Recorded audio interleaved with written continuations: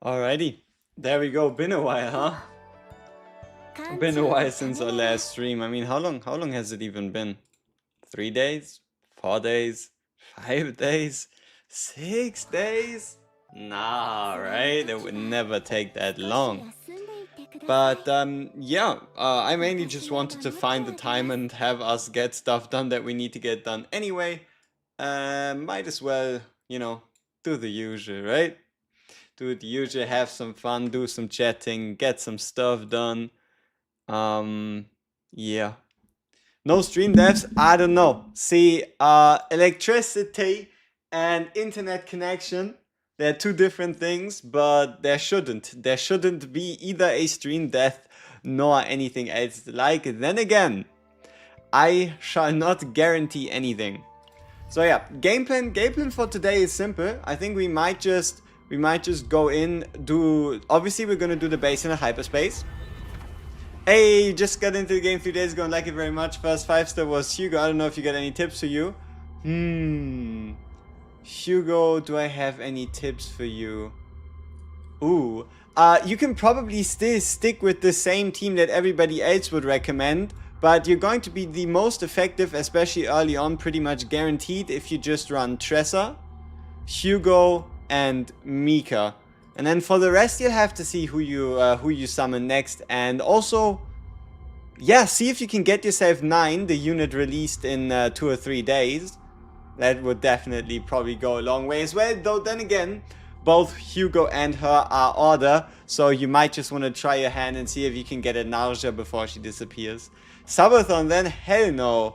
We are obviously not gonna do a 40-hour stream, but I thought, hey, if I already put in the fact that season 2 starts in 40 hours in the title, might as well have it on the big screen so you know that we are actually close.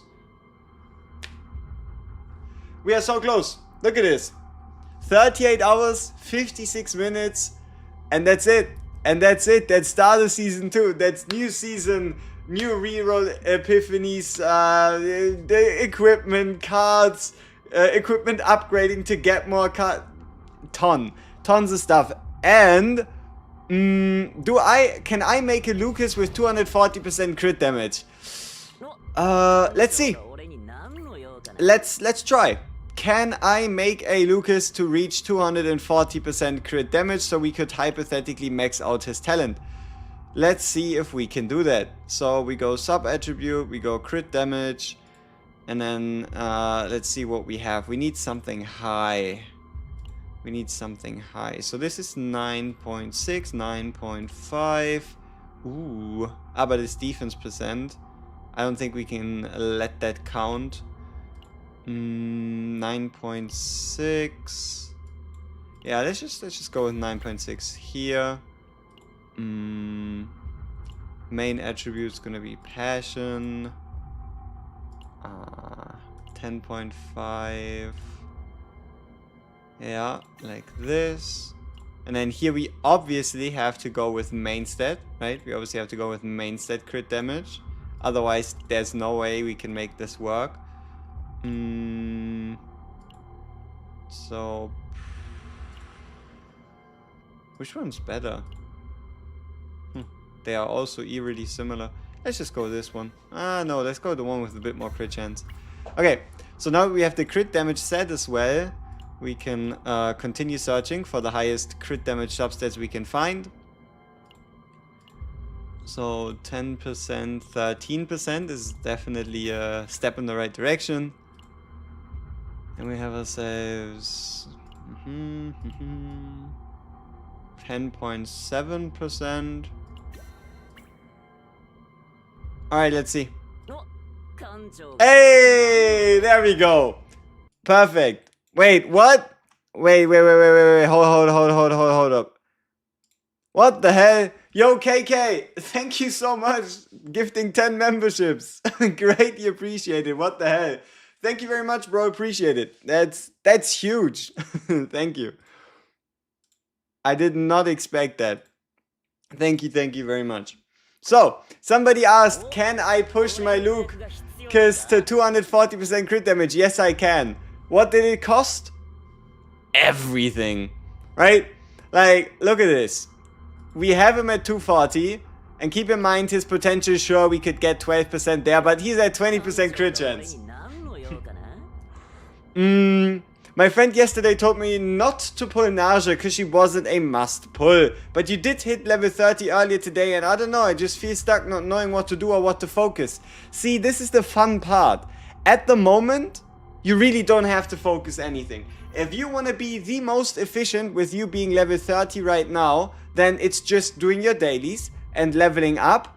And your goal level should be 35. If we go by past events, past seasons, starting from level 5, you should have access to everything that releases on Wednesday and going forward. So yeah, just play the game, try to squeeze out as much experience as possible.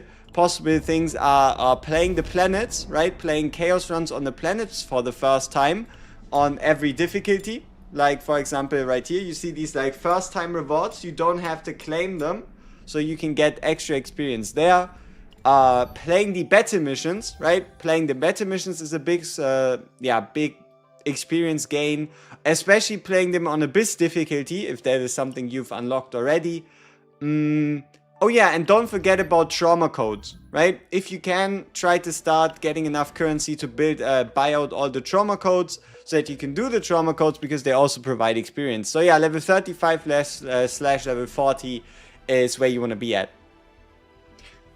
What's the point of 240? Let me show you. So Lucas is a bit of a silly one. There really isn't enough purpose to it, but his unique stat upgrade says plus 5% launcher bullet damage, and if you have more than 240% crit damage, you get an additional 5, and his basic would have you at 160%. So yeah, it is completely outrageous stat requirements for absolutely no reason, right? It's absolutely not worth the trade-off. And 240% is, yeah, clinically insane. Pretty much. Yeah. Yeah, basically. Well. Pretty much. Love the energy, appreciate it. Hey, no problem. I'm at level 55 and don't know what to do, so I'm leveling all your characters to max. I'd hold, right? Like, if you're wondering what to do, there's no specific focus, but instead of leveling characters to max, you could start saving up your stamina. You could start keeping a bit of a stockpile for the new gear sets to release, and then especially with the new buffs that we'll learn about tomorrow, you can then make a decision, okay, who of your characters in your account will you really want to start building with the start of Season 2, who will be your focus characters? And yeah, then go based on that decision. There's no rush, right? There really isn't a rush to bring everybody to 60, especially supports. For pretty much every case, you're best off just keeping them at 50, besides, I guess, Naja, and if you want to count Veronica as one. And yeah, you get there over time anyway. Might as well just, you know, make the unit you already have stronger. Do I think Luke is still good? You know what? I mean, Luke might even become a lot better, because keep in mind, we get a gear set tomorrow. On Wednesday, and that gear set talks about exhaustible order or justice attack cards. Now, where would we find a character who has exhaustible attack cards of the order or justice element? I don't know. It beats me. But no, we'll have to see, right? The more times the devs introduce this whole, oh, more than 7 hits damage reduction thing, the more Luke obviously gets hurt by it. But no, I think he's still in a fantastic place. He's still my one character, right? If I could pick any character I wanted to E6 at some point, it's still going to be Luke. And that is because I want this. This is one of the most beautiful cards in the entire game. The HVAP. I want this. I need this. And at some point during 2026, hopefully, we get this.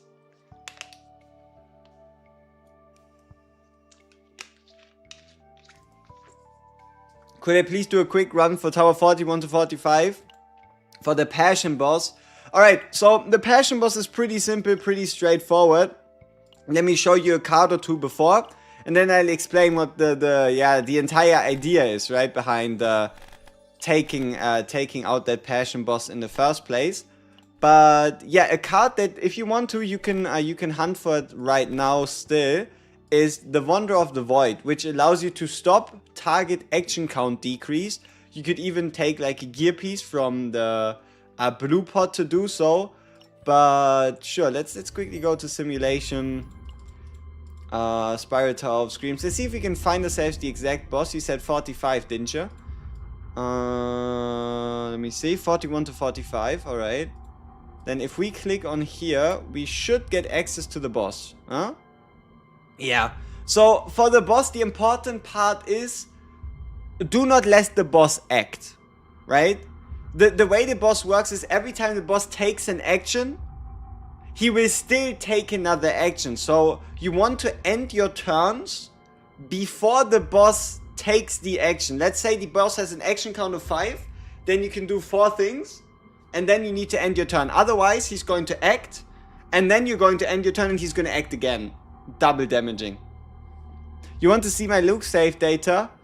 Sure. I still don't have a perfect Luke save data. He's definitely going to be a big focus in Season 2.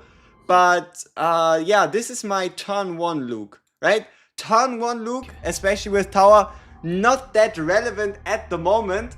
But this is or was my turn 1 Luke. There was nothing this Luke couldn't one-shot in a singular turn.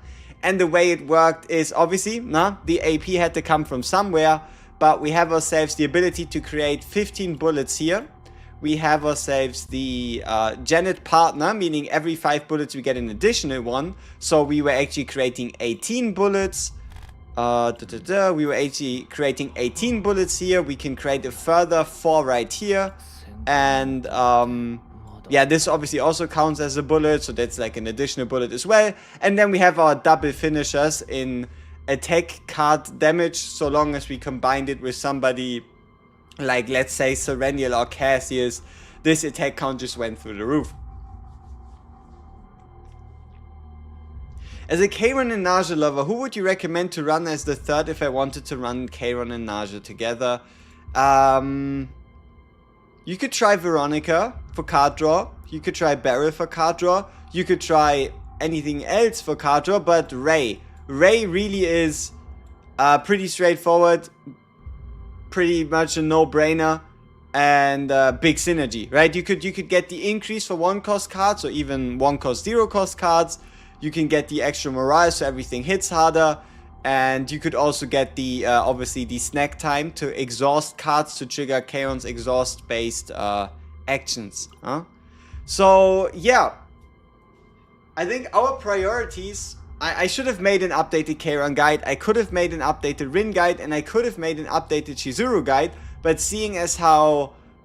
both Rin and Chizuru will be getting, major buffs moving into Season 2. I thought I might as well delay it instead of me doing a guide and then 5 days later doing an advanced, updated, buffed version guide. So, yeah.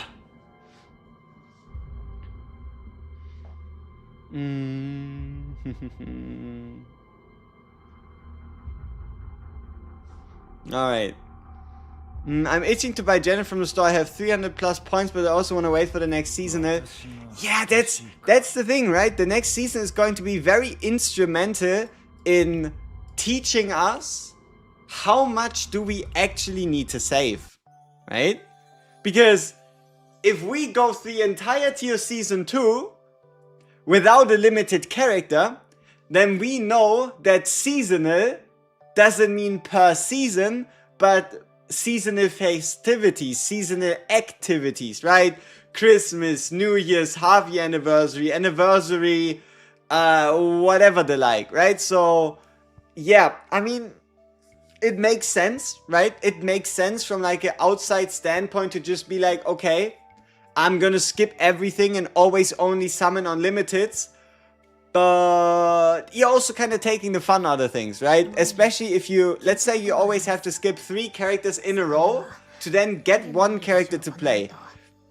Yeah, but you also have to get lucky, right? You have to get lucky on the standard banner if you ever want a chance of getting those characters. Still better than any other game on the market with the ability to basically get everyone from the standard banner. But yeah, I mean, you have to see, right? How am I feeling about the nerfs buff? See, that's the fun part. We know the broad strokes, but the big reveals, the big ideas, okay, how much does somebody improve? How hard does somebody get hit? It's all tomorrow. Like, tomorrow is going to be busy. Like, tomorrow will be incredibly busy. And that is because we get the information about the entirety of Nine's kit. We get the full drop down, launch, whatever, leak of the entirety of every single change. We get the Season 2 preview stream. Like, pretty much they're cramming like weeks and weeks of information in a singular day. No, the update is in 38 hours, 42 minutes and 31 seconds. That's when the maintenance ends. Yeah. But the update preview stream, the job for the buffs, like the full patch notes with percentage increases and the like, and the entirety of Nine's kit is all tomorrow. Doing KO days now compared to release is very short. Every run takes 40 minutes to an hour top, so it's good. Absolutely, the 3 times speed increase is going to make playing Season 2 so much better. And then again, don't forget, we have Epiphany rerolls, we have the ability to redo copies, we have the ability to build our teams now based on gear, because gear will be the main focus of the next season. So yeah, it's gonna be a madness. I'm hoping that Nine's ult has her wearing her glasses like in the PV. It was so cool. It was amazing. I agree. Do you think they improved the save data tickets to remove and copy cards next to Epiphany changes? See, they don't have to make it too easy. Right? First off, it depends how do we even get the save data tickets. We now know how they work, right? You pick any card you want and you can just change it into any Epiphany you want. But adding in the ability to remove and to also copy, like at some point you also have to play the game, right? It might sound outrageous, but at this point you could just ask for the devs to give you a weekly stipend where you can just build your dream deck and then log out. Like, what's the point? Could Veronica be built for passion damage now? I mean, Veronica could always be built, and the more you lean into her ballistas, the more you make sure that you get your reloads, the more you make sure that you create multiple ballistas in a turn, especially through something like a Sir Kowalski allowing you to create another ballista. She could always like take a bit more of a main DPS role if that is what you were looking for. And yeah, the biggest winner I'd say is definitely the passion set, right? When an upgrade card is used, just permanent passion card damage bonus instead of just for the next five cards. So passion set is now, yeah, incredibly valid. And due to the passion set becoming so strong, honestly, there isn't even really a contention anymore. But this is by far the best dungeon in the game. Right? At least at the moment, we'll have to see how important are the sets released on Wednesday and the like. But this is not strongest dungeon in the game. Yo, Toxin, what's up? What's up? Kalipa Mailin. Ooh. I'd probably still bank on Mailin. Do I do account reviews? See, that's the thing. I can review decks, right? I can review decks. I can have a look at stuff that people send me on the Discord. But I asked around. I asked the devs, what about account takeovers? What about viewer summons? And they were like, please don't do it, right? So, hey, what can you do, right? So, logging into other people's accounts and stuff, we shall not be doing that. And yeah, I'm especially not, I asked, right? I asked to see, okay, like how strict is it really? And it's not worth it. It's not worth it. Imagine something going wrong, right? At that point, it's like, oh wow, I logged into your account and now you're banned. As if I would do that. So yeah. I still don't have a decent team and I'm struggling to keep the Spirit Tower and just brute forcing it with Serenia, Cassius and Ray. Any recommendations for a hypothetical second team? Naja. I like Naja Rin. Naja Rin, Naja Shizuru are going to be even stronger with the start of season 2. And then to like just chuck in a third there, you could probably just fit in like a Veronica or maybe a Beryl. Maybe even a Cassius, even after Cassius will take his nosedive, because I can still see Cassius coming in as a draw engine. Pulling for 9? Oh, absolutely I am. Oh, absolutely I am. The only question is, how successful will said summoning session be, right? You can see we are 67 away from getting a 5-star combatant. So, yeah, we have... How many summons do we currently have? We have like 98. We might just have to find some more summons tomorrow, depending on how it goes. But the idea is once again going to be getting 9, getting her partner, and seeing what we can make happen. We're not doing a 38-hour stream. Oh no, no we're not. Do the 10 regular pulls. See, but my idea was being smart about it. If I save my regular pulls now, I can just wait for Naja to get added to the pool, for 9 to get added to the pool, for Typhara to get added to the pool, for the mysterious dog lady to get added to the pool if she's not a limited unit, right? So there's a lot of exciting units, there's a lot of benefits to me holding on to my standard summons instead of using them right now, because if we take a look at my agent collection, you'll see I don't really need a lot of characters, right? I really don't need a lot of them. Most of the characters are kind of like, hey, I already have them. Wait, what's the girl's name after 9's banner? Typhara. Who's the dog girl? You don't know about the dog girl. Oh. He doesn't know. Maybe Shakal lady fits it better, but he doesn't know. Oh, no, he does not know. So yeah, let's just move this over here. But yeah, there you go. So I'm just, at this point it's obviously still assumptions, but she has the same post as Seraphina. I would go with 9 being the first combatant, Typhara is after. Like, these two are confirmed, right? We have ourselves confirmed to get... Okay, so the left lady, now that we see the full image, the left lady is clearly female. That is not anymore a question. It seems to be very how do you say that?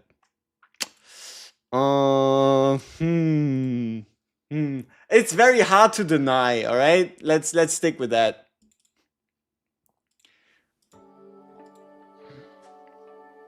Lost Returns fan, hey, you know, on the side might as well a little bit, you know. We gotta see what they do, them funky people. But yeah, so we have 9, we have Typhara, and we have ourselves, Dog Lady, Cat Lady, Shakal Lady, Jekyll Lady. Nobody really knows, but what I know is I'm very much looking forward to summoning her. And hey, pure speculation, but Tomboy, I don't know. You see this? This kind of goes like this, you know? What is that? Is that a shoulder? I doubt it, because the shoulder pad is up here, right? So, you know? Oh, you mean Typhara? Nah. Typhara's fine.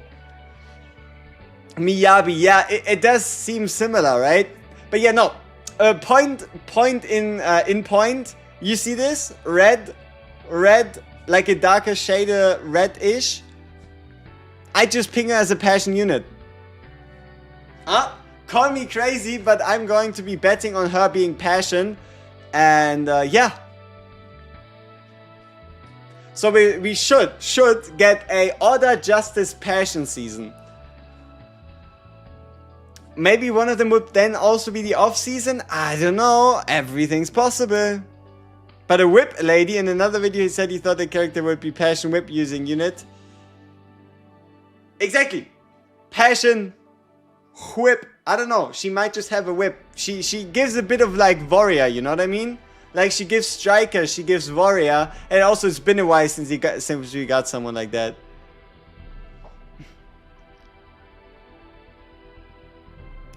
9 is not limited.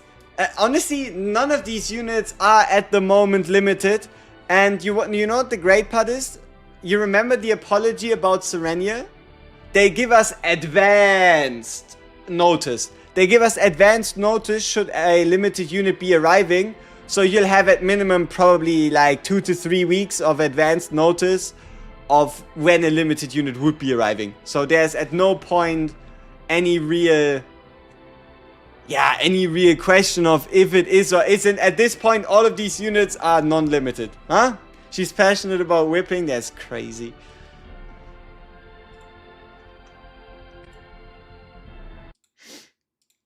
Yeah, I mean, who knows? Maybe there will be, maybe there won't be. This is the season to figure out. Because, innocent until proven guilty. What does seasonal actually mean? We'll know, right? We'll know by the end of the season. If they turn the last character or a character in the middle of season 2 into a limited, then at that point we might as well just assume there will be one in season 3. But what if they don't? Huh? What if they don't? Exactly. Like, obviously the odds aren't quite 50-50, but, you know. You think Typhara would be a hunter with justice? Yeah, I thought that as well, but I'd give her... She gives a bit psionic / ranger vibes to me, and this is also because Serenial herself already was a hunter, you know? Okay. Who, what, how? What are we playing? Okay. Y'all tell me who you think should be our main DPS. For this. Team 1 main DPS.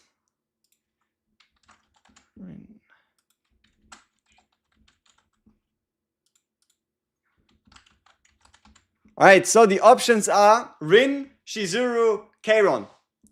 What is going to be our Team 1 main DPS? Or I guess we should make it Team 2, but I'm just going to stick him into Team 1. I don't really mind it. Or maybe we just chunk him into Team... Nah, I mean, Team 1 should always be Passion, huh? Nah, but my units are strong enough. They can fight at an elemental disadvantage. What? Kairon? Really? But I have so many... I know I included Kairon because a lot of you want to see Kairon, but look, I have a Rin, you know? And this Rin, she was born to win. my Rin deck is peak, right? This is card draw incarnate, damage incarnate. We have ourselves a Shizuru with a quadruple copy Oni hunt, or just a straightforward scaling deck, right? But then Kairon, my level 50 non-potential Kairon, I guess Kairon has to save the day, huh? Coming in with his futilities and the like. Just make another pull without Kairon, that'd be cheating. That'd be cheating. So yeah, Kairon really is winning. That is kind of crazy. I did not expect that. We actually do have Kairon winning, huh? At 44%. Oh no.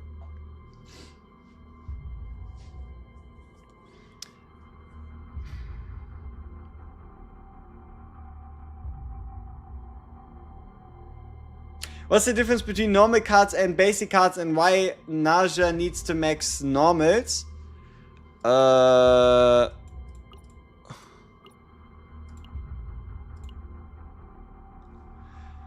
What's the difference between normal and basic cards, and why would Naja need to max normals? So, you have your unique cards, right? Which are these 5 cards right here.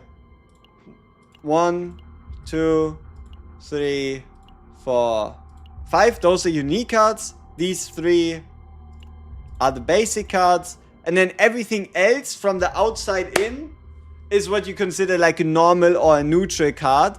And honestly, she doesn't need either her basics, nor does she need normal cards. What she needs is unique cards, maybe some, maybe some defense, and potentially some crit chance. But outside of that, she really doesn't need it. Hard mode basin for fun using Carrion. Yeah, looks like it. We just have to make things harder for ourselves for no reason besides the fact that we can. Huh? Do you think E1 Naja would be worth it? No. Like, Naja is one of those units where I just say, keep her E0, unless you want to go like all the way to, I don't see, E2 is interesting. E2 has some interesting shenanigans going on with her and basic attackers, because basic attackers consume the veracity, and you then have an extra chance to gain veracity, turning it into pretty much a veracity engine. But that's only one specific build, one specific setup. Even this predation damage amount increase isn't that important. If you wanted to go somewhere, I guess, I don't know, you turn into a main DPS by going E6, but it really ain't worth it. Should you save all your pulls for the next limited unit? I don't know. Like, the way I feel like would be the best for people might just be, if you want to save for a limited, save your moments of the Radiant Heroes. Right? Save these ones. But summon wise, you can just summon for whatever you want, and then you just have to summon the limited unit once, can buy 2 duplicates, and by that point you're pretty much done, right? Usually units have their best power spike at E2, and then if you want to go further, you can just use Omega codes, or I don't know, get more summons elsewhere. Should you go for the Naja partner, or rather save it? Naja partner is someone you can skip, yeah. Like, it really isn't that important for you to get her. Is there good synergy between the two? Yes. Is it so crazy that you absolutely need it? Nah, you're good. You're good. I want to build my Shizuru. Can you tell me the most broken Shizuru so I can build her? What card should you aim to copy 4 times? See, this is the fun part right now. Shizuru is getting a major buff / overhaul in Season 2. So, who knows? Right? But there's 2 ways to build a Shizuru at the moment. It's the Oni Hunt basic attack creation setup, where you want to get that card 4 times. And the other version would be the Shizuru Mega Shadow the Moon scaling version, where you want the Tsukyomi with the 2 hits, and then a Oni Hunt with plus 40 or plus 60 to the next bind card used. And then copy wise, you want to split it either 3 Tsukyomis, 2 Oni Hunts, or 2 Tsukyomis, 3 Oni Hunts. It kind of is the same thing. You don't need the reduced cost by 1, but it is definitely very useful. Yeah. To be honest, I'm pretty happy that I saved Serenia to go to E4. I went straight from E0 to E4 and the difference is insane. I think whatever you can do with your... See, this is the good part about Serenia and probably limited units in general. What you could do with your E4 Serenia, you could probably make happen at E0 as well, right? Like, whatever content you can clear with E0 as well. Yeah, you might just have to tweak your deck a bit better or get a bit better support decks, but it's not like it's like an outer space difference, you know? As a free to put a rule on myself, only roll dupes for limiteds and the normal ones E0. Yeah, smart. That is pretty smart, because if you go like that, you just have the broadest roster possible. And hey, let's be honest here, what's more fun than having as many teams as possible to play? Huh? Like, you can just, at one day, you just play an Order team, the next day you just play a Void team, then you play an Instinct team, then you mix things up, then you, I don't know, spin a wheel. So yeah, the more units you have, the more teams you can build, the more variety will be open to you. Especially with us getting the true roguelike mode, where save data isn't the idea, but you really just to beat it and pretty much have fun. Are there any other reroll banners coming for past characters? The only time there should be a reroll banner is for limited units. Or maybe if they do like a... you know, they've planned for April to, you could say, buff Cassius and Orlea, not Cassius Orlea, Hugo Orlea with the corruption system. So it could be possible that we get something like a Hugo or an Orlea banner to go alongside their major changes. Why do people consider Yuki low tier? I don't know. Because they want her to do 40,000 damage in one turn against a single target, even though she's AoE. I don't know. As there's some weird conceptions going around. I'm currently playing with Naja and Magna because I thought they synergize with each other. They do. Quick question. Would it be worth it to build a Magna with high crit chance? Building a Magna with high crit chance would only really make sense. Where's my Magna? Would only really make sense if, for some whatever reason, you want to play like Burst, Glacial, Iron Fist deck, right? Because this can crit, and the problem is counters can't crit. At least at the moment, keep in mind, Season 2 patch tomorrow could allow counters to crit. Huh?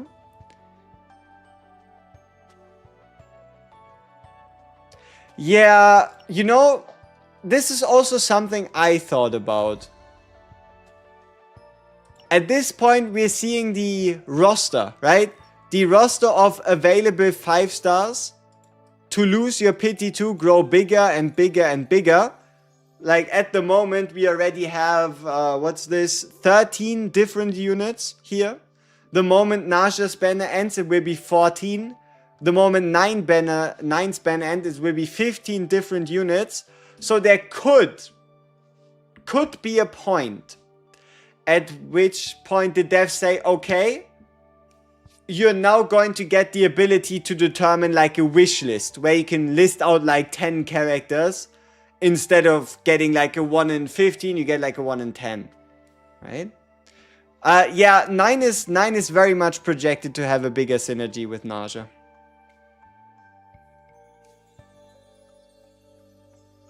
Do you need my help? Can I show you my best Naja build so you can try and get it?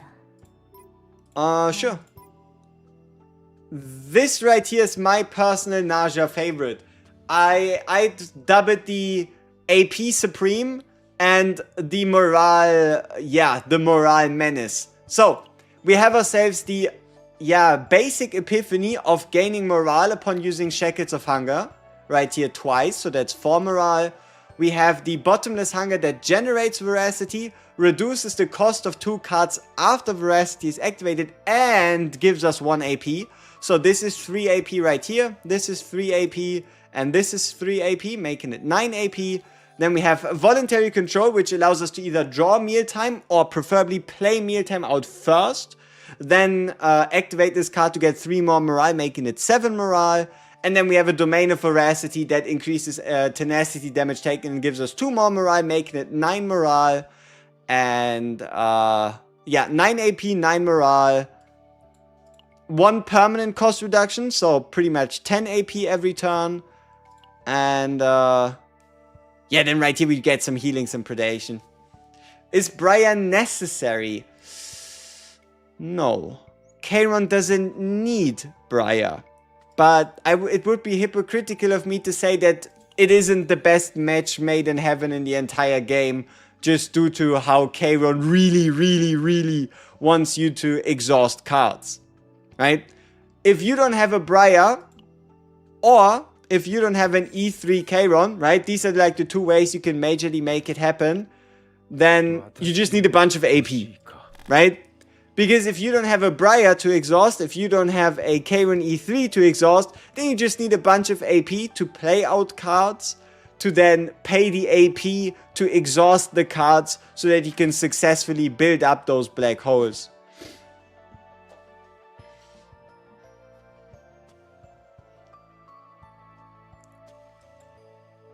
Is 90 DPS? Are very much projected to be, yes. She seems to give team shields, but especially with the vibe she gives from the trailer and the description of her doing destructive defense-based damage, you can see her as probably I would assume at the moment single target order DPS with a side dish of team shielding.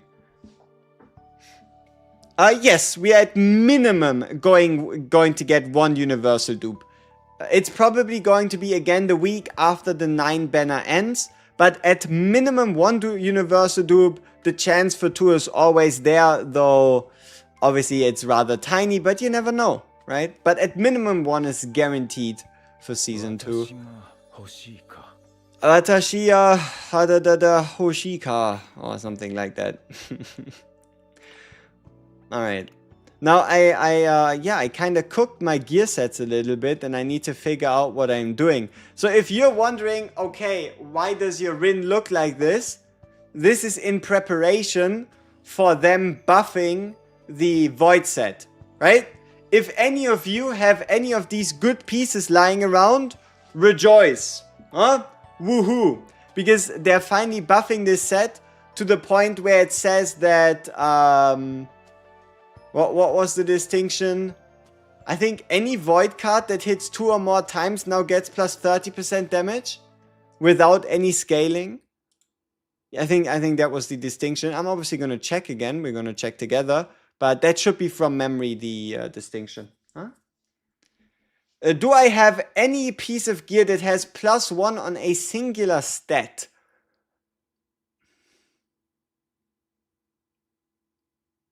I only think I'm close. I think I have a bunch of 3 1s, but I don't think I have a singular +4. We can check though, but I don't think I have. So let me find the balance adjustments again. Let me scroll down to what they did to the Void set, and then we can figure out the rest.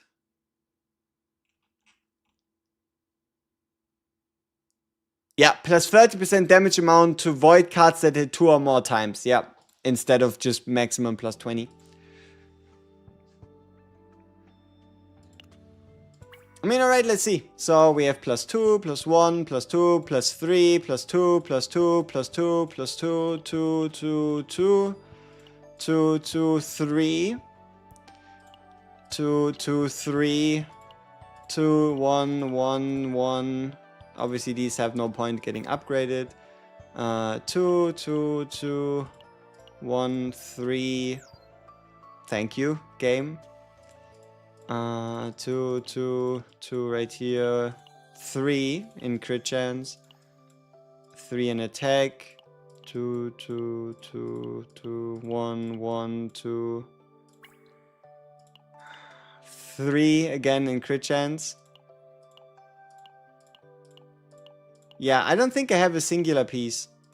I have a bunch of 3-1 combos or 2-2 combos that I'm very, very happy with, but I don't think I have a singular +4. Not to my knowledge.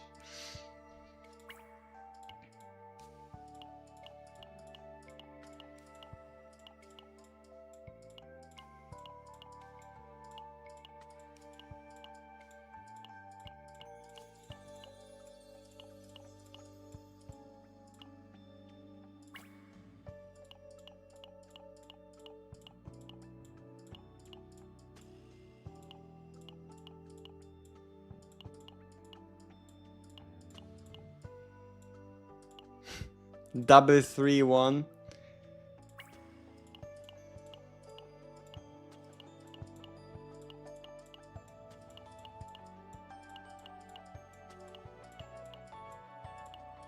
Yep, nope, don't have it. What's my Rin deck? A bunch of card draw. 6 Rin card draw, double annihilation, damage boost, double confiscation, and even more Portrait of Fury card draw, combined with using a forbidden card giving me a damage bonus and shield bonus. With this also providing a shield bonus, the Helm providing a shield bonus on draw, this one being guaranteed 40% damage bonus on draw, and yeah, pretty much. Is there a new set being released alongside 9? There's 2. There's 2 new sets. Wow. Let's see if we can find the sets again. We obviously learn more about them, right? We obviously learn more about them once we get the Once we get the information tomorrow.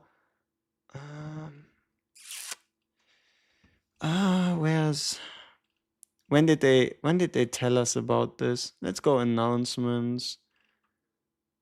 Season 2 balance adjustments, no. January 14 update celebration, Wednesday update, issues. Where is it?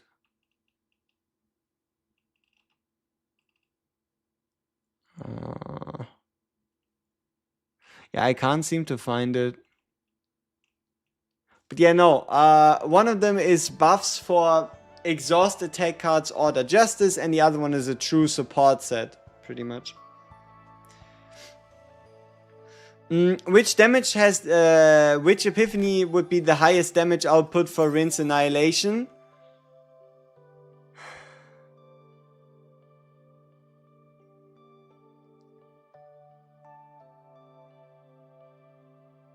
Either the 270 base plus 1 or the 60 times 4, probably. It's between the two of them, but it depends on what kind of buffs you give your Rin.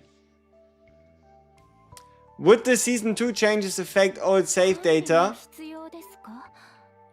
I mean, if a card changes, then it probably also changes in your save data, yes. Do you know what people build to play Magna? Yes, they play Magna as if she wasn't there. So what they do on a Magna is they use an ice fragment.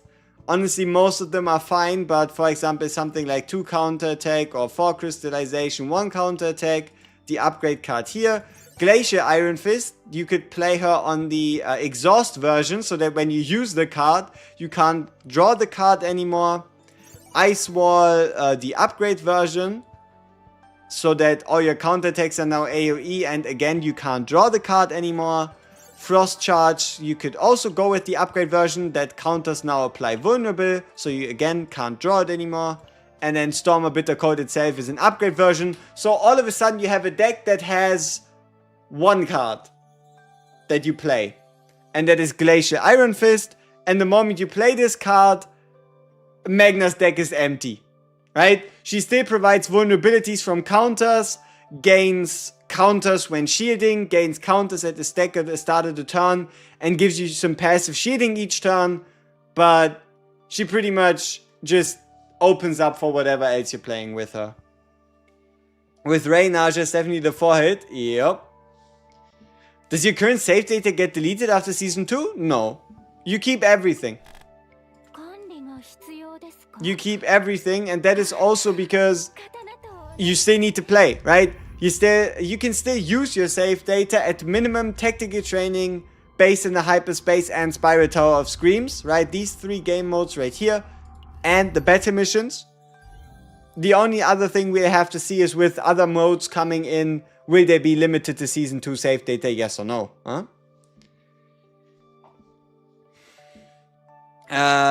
You think Save Data 2 will have a different logo? Yes. That will be the distinction, right? Here, let me show you. Let me show you the distinction between a Rin through, yeah, all the current phases of the game, if that makes sense. So, you see this save data, right? This save data has the logo, which means it was acquired during Season 1, or in a, it was acquired during Season 1 or in Zero System once they introduced the ability to do Dimensional Tunnel in the Zero System. This, on the other hand, does not have the indicator, which makes this a Season 1 pre-season, the Haru release week, or the 3 weeks of Haru, the weeks before Season 1. So this is like a Season 0 deck. And yeah, you can see, right? No icon, a icon, and Season 2 will have a different one. You recently came back from grinding in Enfield. Can I ask if the Tower of Screams will reset? I do believe the devs said it will at some point, but for now we still have to get the last 75 stages, right? So the idea here is probably, it depends, right, how often they reset it, But we're going to get the full 150 stages in the Spiral Tower.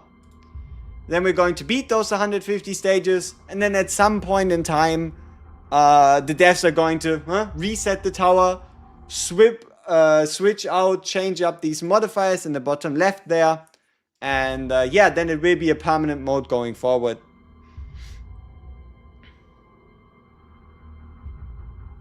Why haven't I finished clearing the hyperspace? Yapping. A lot of people asking a lot of questions due to us not having streamed in quite a while. And also the community deciding that, hey, we are now playing Kayron. So I need to build a Kayron deck. Or I don't need to build a Kayron deck, I need to build a Kayron team. Yeah, I think that clarifies things a little better. Yeah. So we go with Kayron. We go with Narja. Kayron, Narja, and Ray. My Ray deck of choice will be my Mega AP Generation Exhaust multi-combo. My Narja deck will be my AP Generation thing. Kayron deck will be our Kayron deck we built. Kayron gear, on the other hand, will be a bit more tough. But okay, so this piece goes. Let me sort by void damage.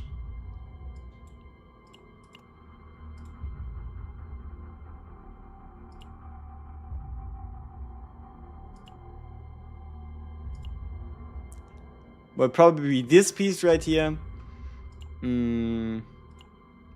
Yeah, necklace should be rather easy. We just go with this one.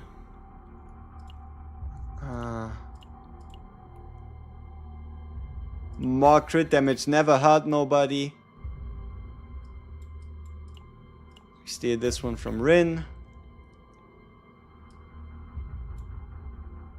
And this one from Shizuru. Ta-da! 46.8 on 204.4 at no crit or crit damage potential. This is what you call a successful Kayron. What's the max level of tower? 75.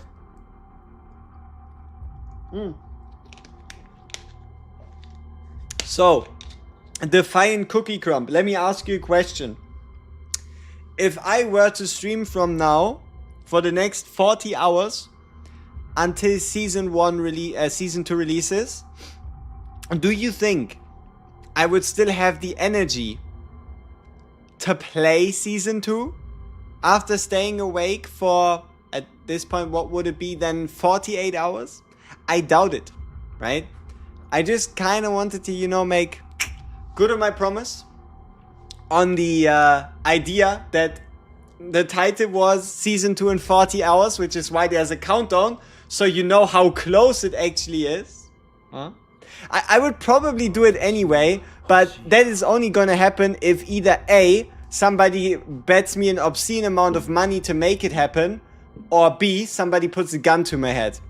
As far as I can tell, right now, right here, neither A or B are true.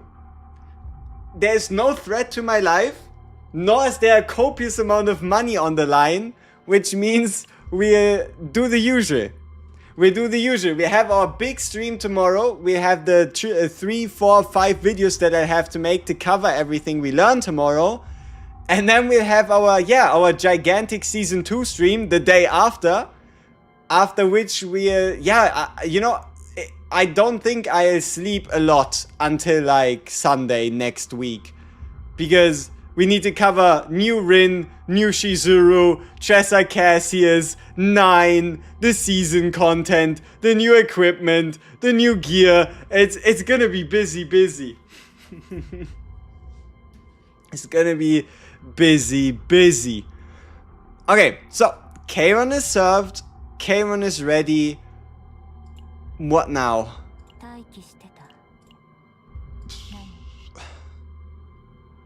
You gonna be aight, Lemeo? Maybe. The season 2 is on the same day as Woover 3.1. Are you cooked? No, it's the day after. As far as I can tell, Amyth release and everything Woover should be February 5th. Whereas a Chaos Zero Nightmare is February 4th. So you are actually very much in a good position to enjoy both. Okay. What do you want to see? What do you want to see? Give me some names in chat. Who should we run as our main DPS for Team 1? We already have Kayron, Naja, Ray for Team 2. Who should we attempt for Team 1?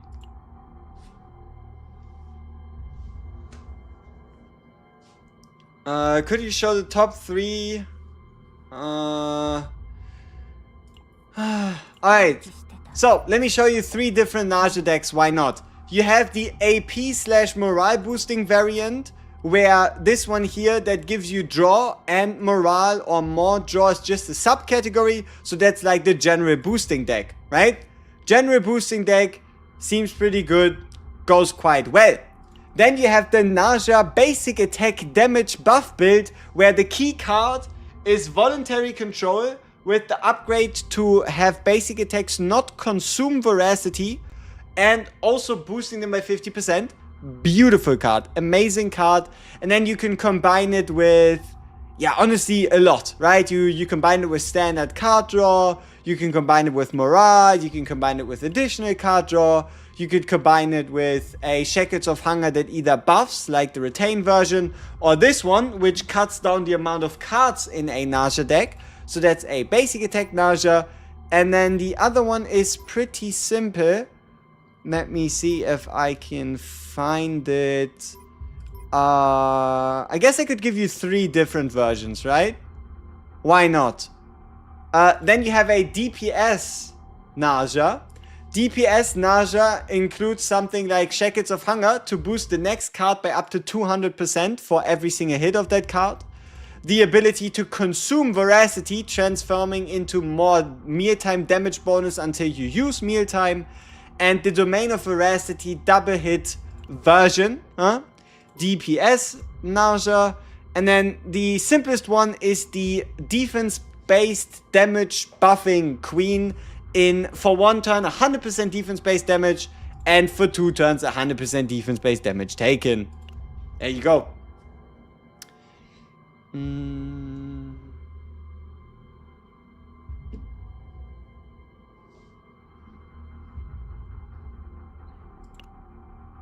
Will the tower reset in season 2? Maybe. We have to see. We first have to get the first 150 stages. How about that? So what do we see? Yuki. Okay. We haven't played Yuki in a while. Does she still have what it takes?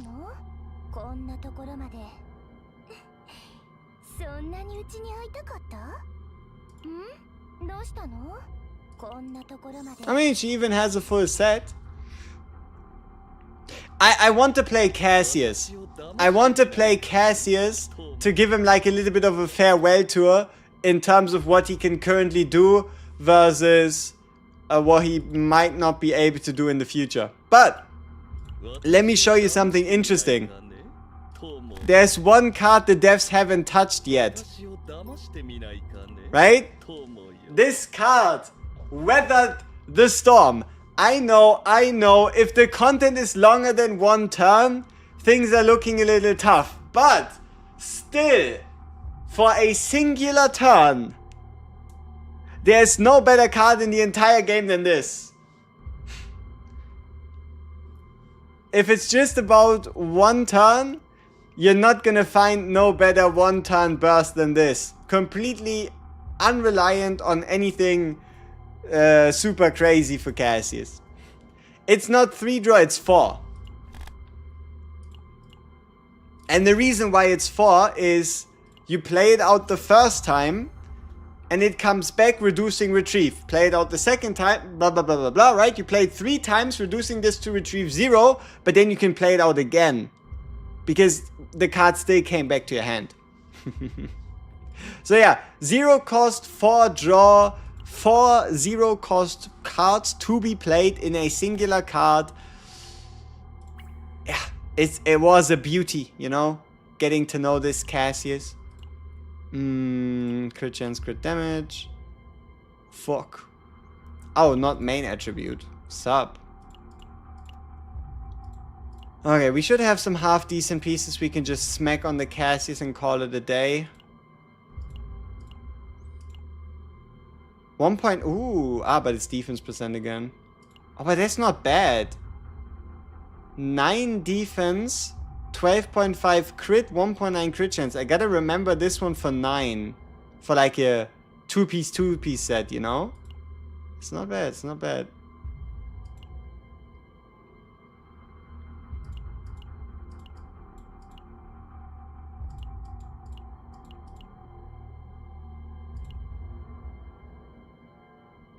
Yeah, let's just go with this. Why not?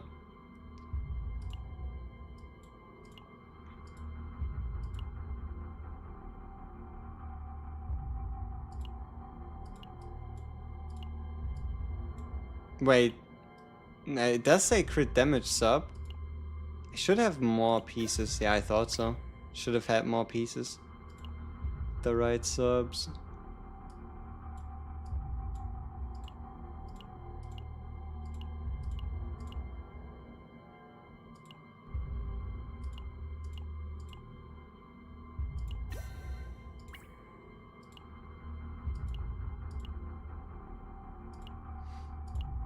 This damn sound. Like, I hate nothing more than building characters while in simulation.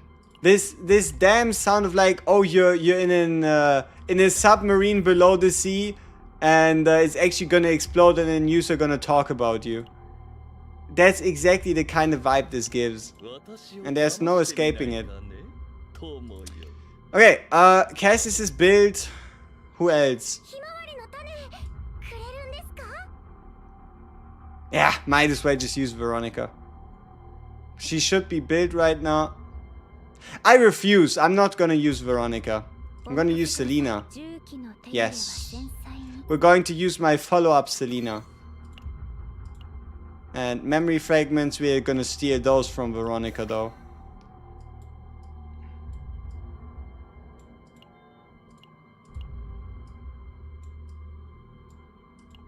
Hey, Isarux, appreciate the follow. Thank you very much. Sorry that things aren't quite moving forward as fast as I'd like them to be, but keep in mind we're building, right?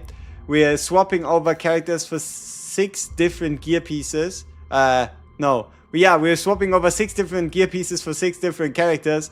Things just do take a little while. Okay, last one. There we go. Okay, I think we should be good to go. 51.4, 205, 813. Everything else is in order. Let's go!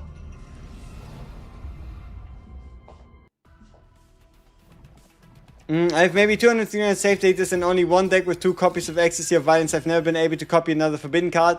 Yeah, because not only do you need to have a Forbidden card you want to copy, but you also need to run into the rare version. You need to run into the rare version of the Heart of the Orvane event, which in and of itself is a bit of a challenge to make happen. Some people say. Yeah.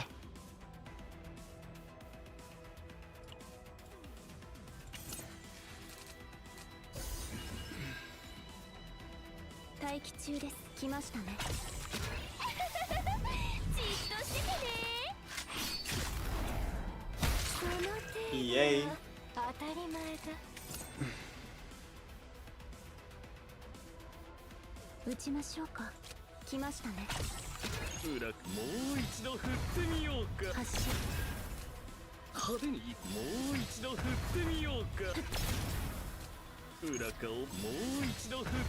E2 Yuki finally? No, she's still E1.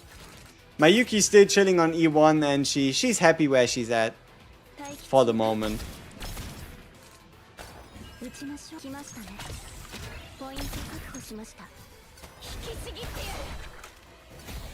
Could I do a quick talk about how deck building will become easier? Okay. So let's just go from top to bottom, right? First off, save data building now just makes a lot more sense. There is no weird cost scaling. It now just is a fixed cost per what you do.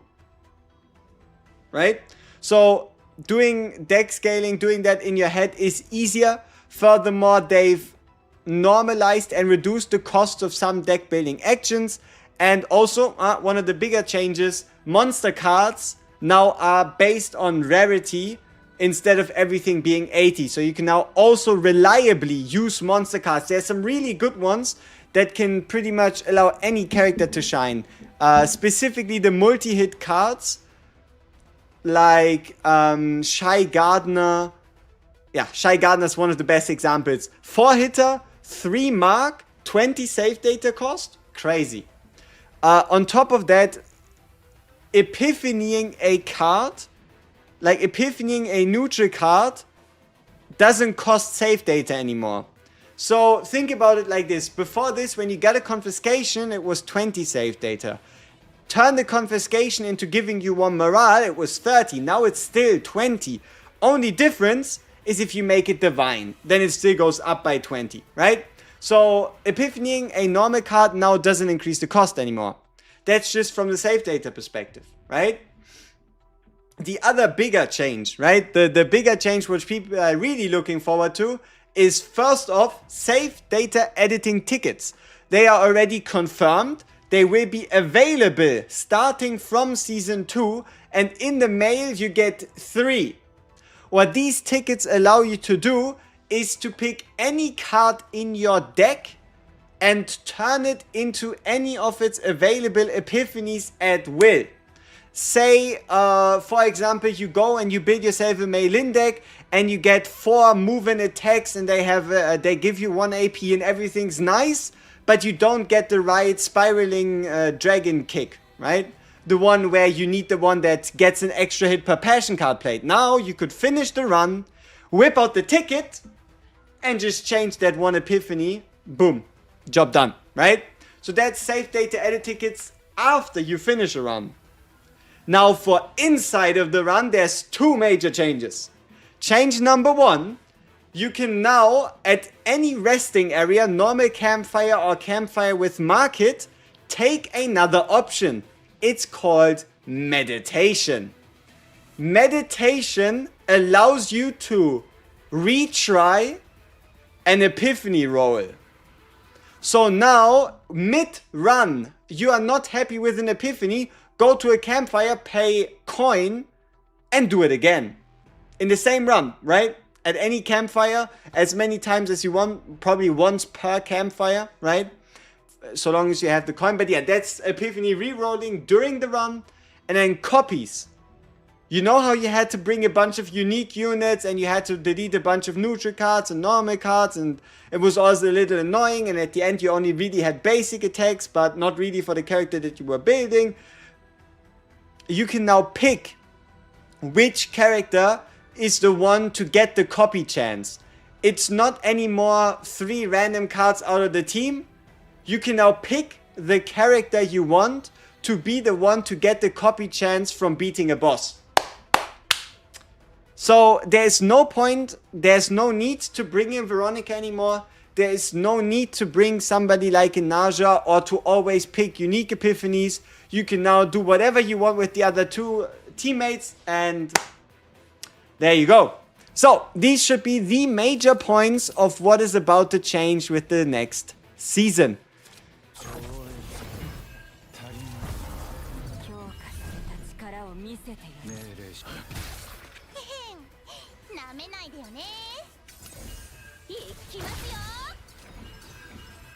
Would be farming XP cards worth it? You want some more level 60s? If you want some more level 60s, then yes, it's worth it. If you don't want more level 60s, then no, it's not worth it. Right? I've also done a couple of XP dungeon farms. Though keep in mind there will be a lot of events, there will be a lot of missions, there will be a new story, there will probably be new battle missions. So we should see a big influx of XP, but spending your time farming XP now most likely won't be a waste, regardless of what happens. Do you know if we'll be able to copy monster cards? Yeah? yeah, I don't think there should be a problem with copying monster cards. Remember, we were able to copy monster cards before. And see, this is the fun part. This might be something the devs have overlooked a little bit. Take any random DPS, okay? Take any random DPS in the game. Keep him in your mind. And now imagine, or even better, use your spirit, okay? Think with me here. Think of a Mika, alright? You have your standard Whirlpool Mika, and you know for a fact she wouldn't ever be able to do damage. But what if this Mika had 4 copies of Shy Gardener? All of a sudden, this Mika is now a certified menace. So, yeah, we'll have to see how that evolves and what is going to happen and how balancing and the like will be affected. But, yeah, DPS Mika, just get yourself some sweet monster cards like Shy Gardener, like Winged Humanoid Beast. Where's the other one? Sorrowful Godfather.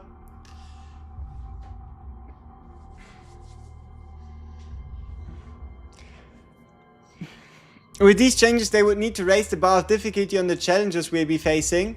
At minimum, right? At minimum, the tower should be a good step. And one of the reasons for that as well is not only does it go really high, right? With enemies being level 200. Starting from stage 111, enemies are level 200, right? But also, this system that is currently disabled, Exploration Record.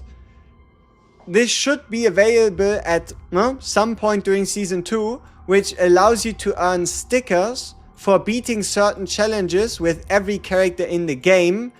Meaning there is this amount of replayability, this idea behind trying to chase that deck on every character to be able to beat the content with. So that you can fill out your, exploration collection, sticker collection. Yeah, exactly. Shy Gardener is gonna be a common card with 20 save data cost. Which is kinda crazy. It is kinda crazy.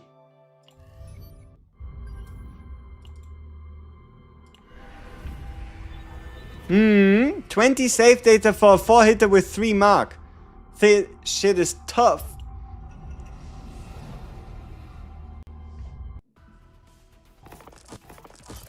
So yeah, monster cards might just become too valuable instead of too costly. But we'll have to see what the devs do, right? You gotta see what the devs do. Selena with 4 Shy Gardeners. Anybody with 4 Shy Gardeners. Huh? That's why I gave you Mika as an example. It really should not have to be limited.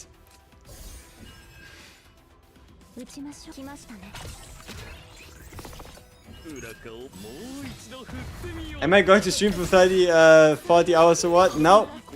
I just wanted to let you all know. Salvation is almost upon us. 37 hours, 44 minutes and 50 seconds. That is how long you need to wait until the season releases. Bada bing, bada boom, bada bang. Nothing more, nothing less. The new Beyond Center missions don't give me 150 gems after the 3 breakdowns are done. Is it normal? Yeah, because you now need to get the subcategories. You overall get more gems, but it now also takes more time. It's because you need to get the sub choices.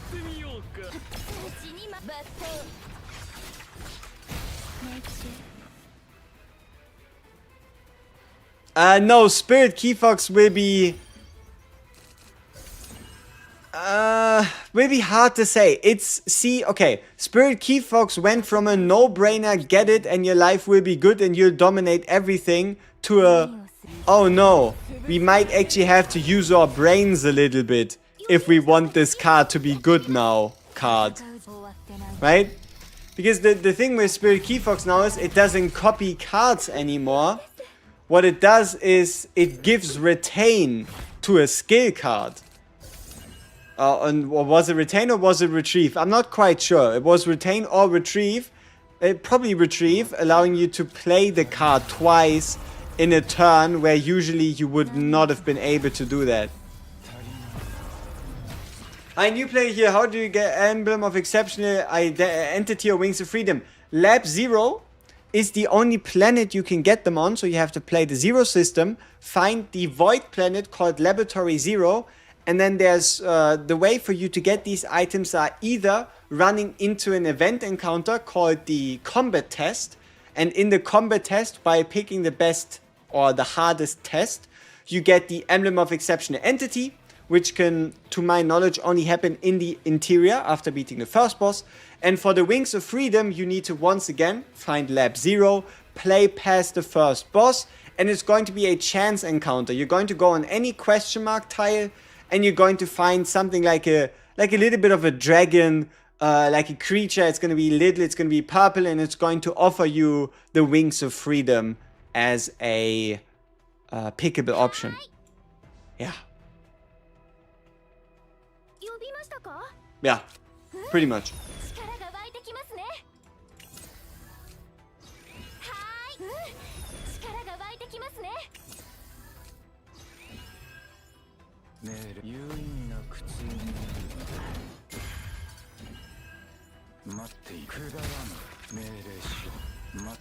Oh, let me actually show you something.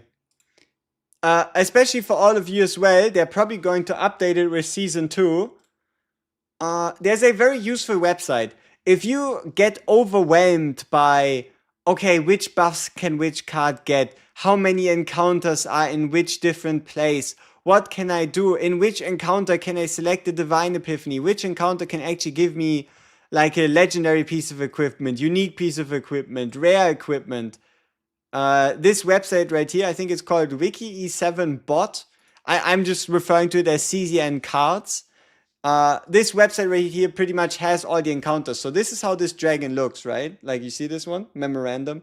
You can click on that one, and then here, Wings of Freedom, you can check it out. So I just posted in both Twitch and YouTube chat, and you can, yeah, what's the word for it?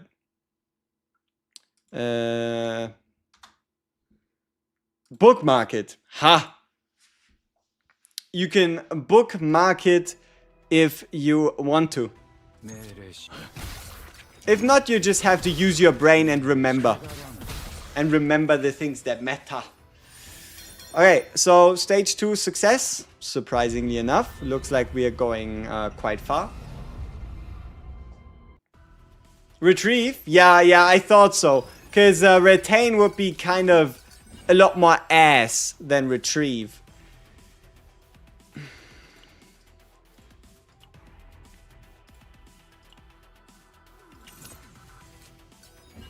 I should have given away Flash Slash.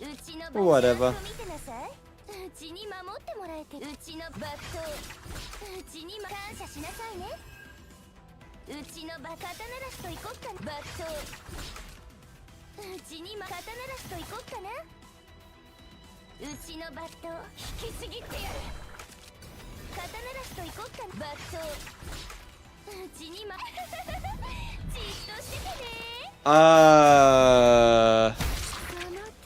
Season 2 removes the played card pile? Hell no. Hell no. No. But I know where this, I guess, a bit of a misconception could come from. Give me a second to play a card and then we'll talk about it, alright? So, used card pile. Integral part of the game, right? Will always be part of the game. Besides special exceptions. So, with, I think it's April. With April and the release of Season 3, we get the Chaos Assault game mode. The Chaos Assault game mode is kind of like Chaos mode, but cranked to the extreme. Harder, stronger, more difficult from the get-go, right? From the get-go. And to make this run even possible to be beaten, during Chaos Assault, the used pile will be disabled. During that singular game mode, it will be disabled. With Season 2, is it still worth it to go for 2 Eternal Hunger, 3 Adagio Nia?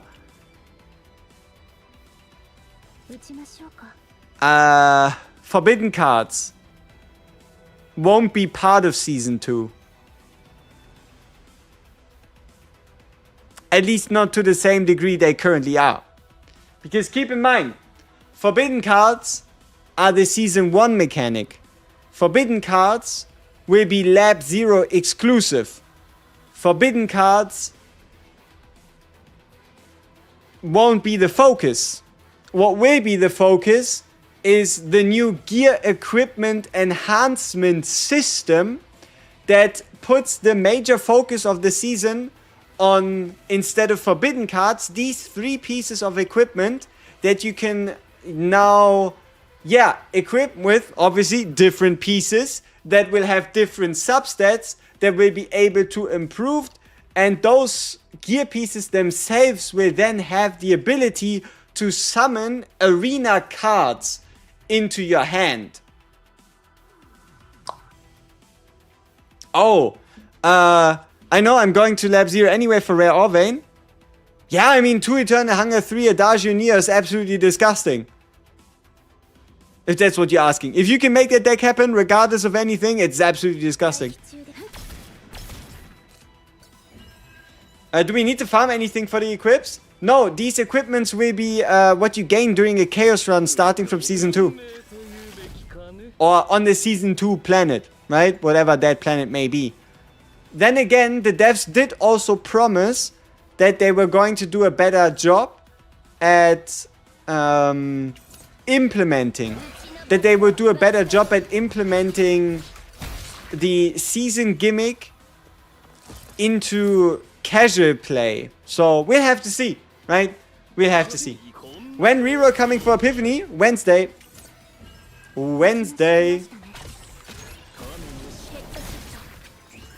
Instantly with releases Season 2. Would it be worth it picking up a Westman code after the buffs? Ooh. Good question. How about you ask me after we know how much stronger Yuki becomes, right? But Westmacott, she's definitely a lot better than before with her buff, right? Going from move 1 card from hand to draw pile, draw 1, to move 1 card from hand to draw pile, draw 2. As well as, I think, also a little stat buff. Let me check again.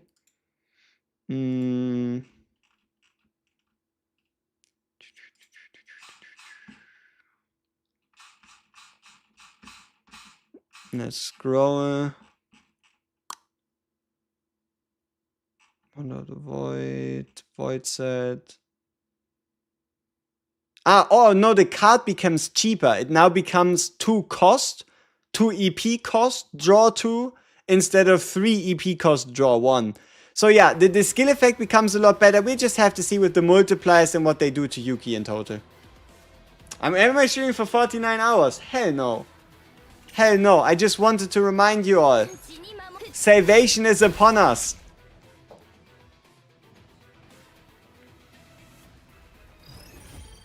Right? I just wanted to remind you all that hope is close, you know? Things are starting to look up. I mean, they've been looking up ever since the release of the game. But yeah, 38 hours is all that's left.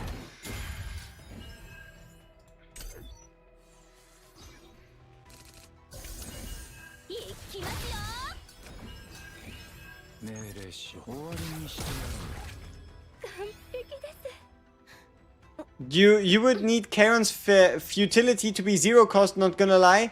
Nah. Like, you don't have to make him super OP instantly for no reason, do you?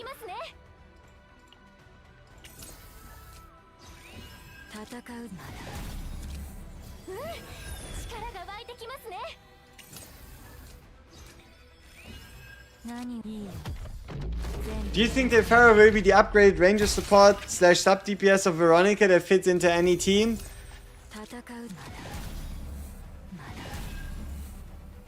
I would like to credit the devs as probably more creative than just making a second Veronica.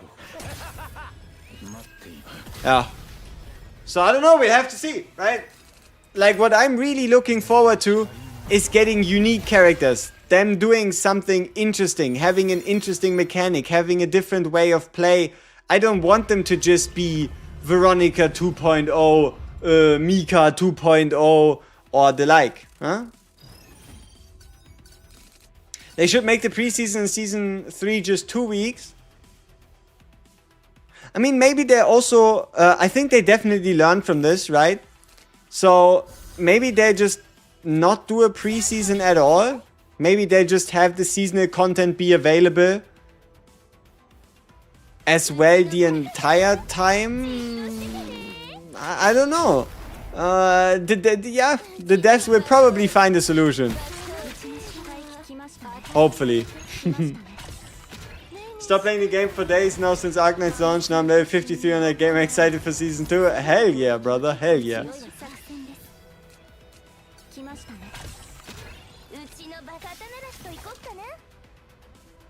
You know, I just realized a slight problem. Our Yuki is never gonna be type effective, is she? I mean, why would she be, right?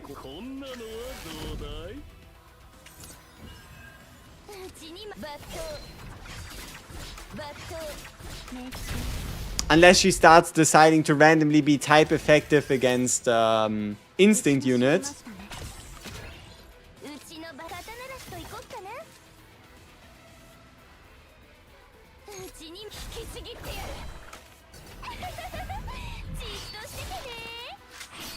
I just started playing CCN a few days after Naja was released. Nearly 300 puts on the standard banner. Who would you recommend for the free selection? You have a Luke, a Hugo, a Naja, a Khalib, and a Kayron. Ooh.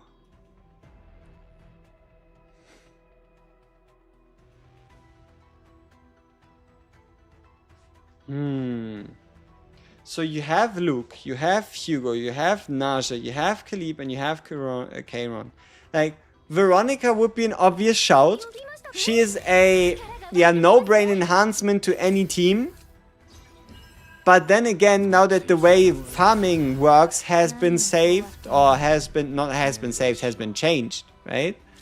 That means you do not need her anymore. See, how about you look at it more long-term? Why don't you just hold on to it? Huh? You can just hold on to it until you have, like, let's say, only 3 characters left. Because keep in mind, every time you select someone there, that could mean the next time you lose a 50-50 on the premium banner, you could get a dupe instead of a new character. Right? Like, if you want to truly be the most resourceful, the most smart about it, you hold on to it until you either feel like you need a character because you saw a character do something you absolutely wanted to replicate, or you're at a point where you're pretty much just finishing the Pokédex. Right? That'd be my recommendation. I also wouldn't really go for dupes. Yeah, no, I definitely wouldn't use the 300 selector to try to go for dupes.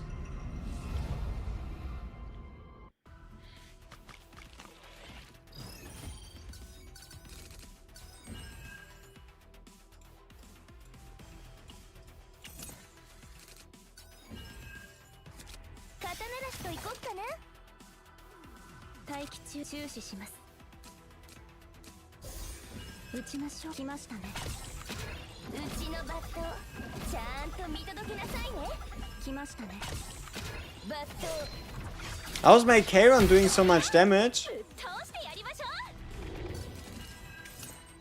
I don't know, gear? My Kayron's level 50. So, yeah. Gear. But no, I can show you the card. We got a pretty sweet divine. So we have like the highest basic damage, right? The highest base damage card combined with 30% divine damage multiplier, which is quite sweet. But you know what? Our deck isn't even that good, our Charon deck, because we didn't get a scaling Echo of Futility.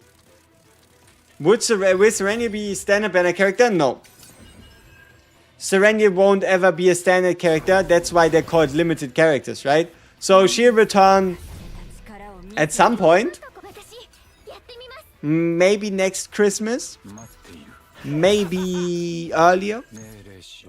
God knows. Huh? God knows. Do you think Cassius will still be good? Now, if you were to ask me who do I think will be more viable coming out of the changes, either Cassius or Tressa, I'd probably pick Tressa 9 out of 10 times. But then again, we still haven't seen the full... what's the word? The full... Yeah, we haven't seen the full ramifications, right? We still don't quite know how the changes will come into effect. That's all tomorrow, right? Because for whatever reason, the devs really think it's best to info drop everything on us the day before. Why exactly is that something the devs need to do? I don't know. But I'm not the devs.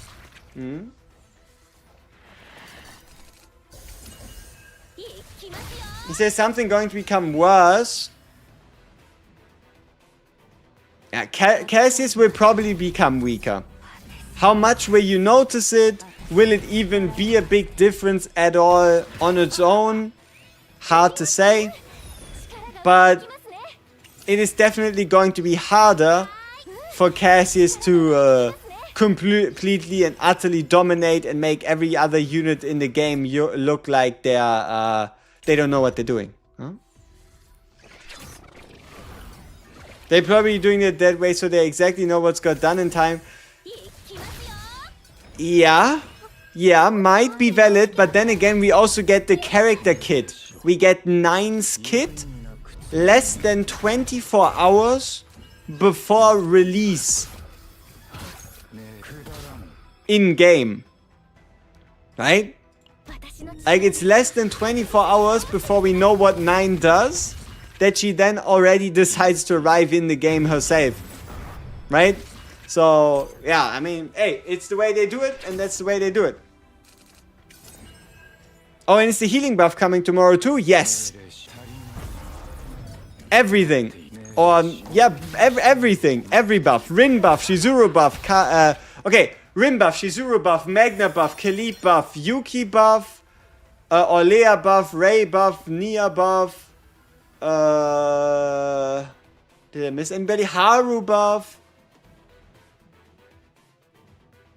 Yeah, everything.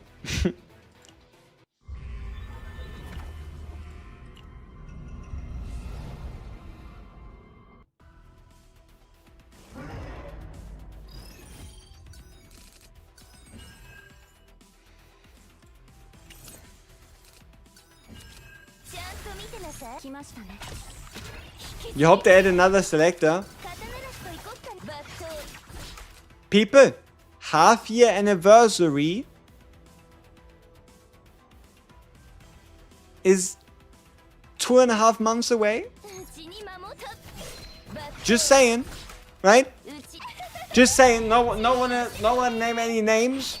No one to bring up any hopes and stuff. But half-year anniversary is 2.5 months away.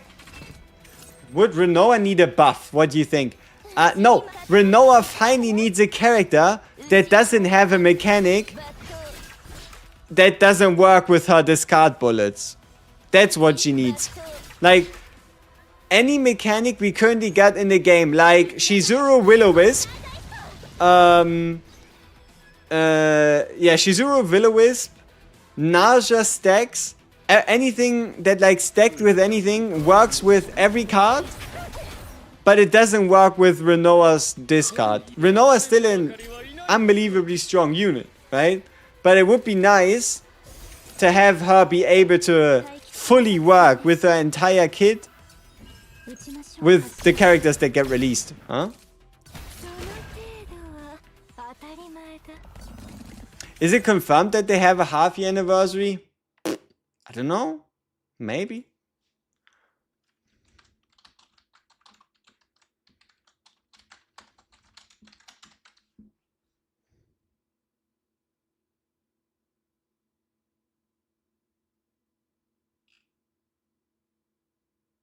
I don't know. Will they do it? Will they don't? We're about to find out the more closer we get to that, huh? We did get 100 days, right? But yeah, I don't know. We'll have to see if we get something with like big banners and all that stuff, right? Like how festivity heavy, how big will they be? Nobody knows. For Smilegate, maybe a summer event. Maybe they also just do both, a half year and a summer event. Sky's the limit.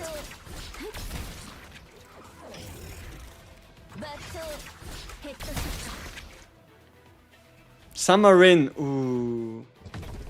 Ooh. Nasty.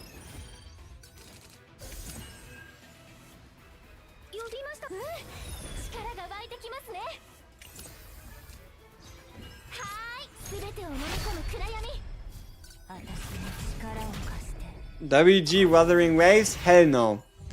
I have a personal rule for myself. I don't want to cover / get into games that have been out for a while. I like to be there from the very beginning. Right? That's just the way I do things. Wuthering Waves? Nope. I'd be a level 1 noob in a sea of more experienced people starting way too late. Hell no. I'm either there from the beginning or things are looking tough.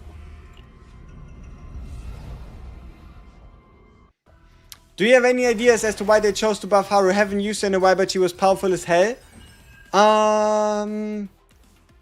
See, the thing is, the devs have internal data, right? The devs have internal data, usage data about epiphanies, usage data about characters, usage data about whatever they need. The devs seem to have a lot of data on a lot of subjects. So they looked at the data and they were probably like, nobody, or whatever they consider nobody, is really using Haru. Why are the people not using Haru? And then, I don't know, maybe they saw that there were like better options in like a similar department and they decided, okay, might as well make her a little stronger. Doesn't hurt, does it? Did I play Epic 7? I did. I did. Also from the very beginning, but it's, yeah, been a while. Yeah. Hey, you only speak facts, you'll be hopping on any game I start to cover. I appreciate it. But then again, I also have to see, right? Like, I don't intend to cover 100 games, right? I do not intend to cover 100 games. There's also no point to it, right? Because if you cover 100 different games, you'll only ever be like surface level informed, surface level involved with that type of game, and that's just at that point, like, what's the point, right? Might as well just not do it. So yeah. The main Haru buff is lift anchor, making anchor shot cost an additional AP. I mean, it won't add up AP anymore. Yeah, that's a huge buff, right? Saves a lot of AP, makes it a lot more useful. And also, they just decided to boost the damage of anchor shots. And keep in mind, the higher the anchor shot's base damage, the bigger the effect of additive multiplicative increases. Devs not play the game. If they did, Cassius wouldn't exist.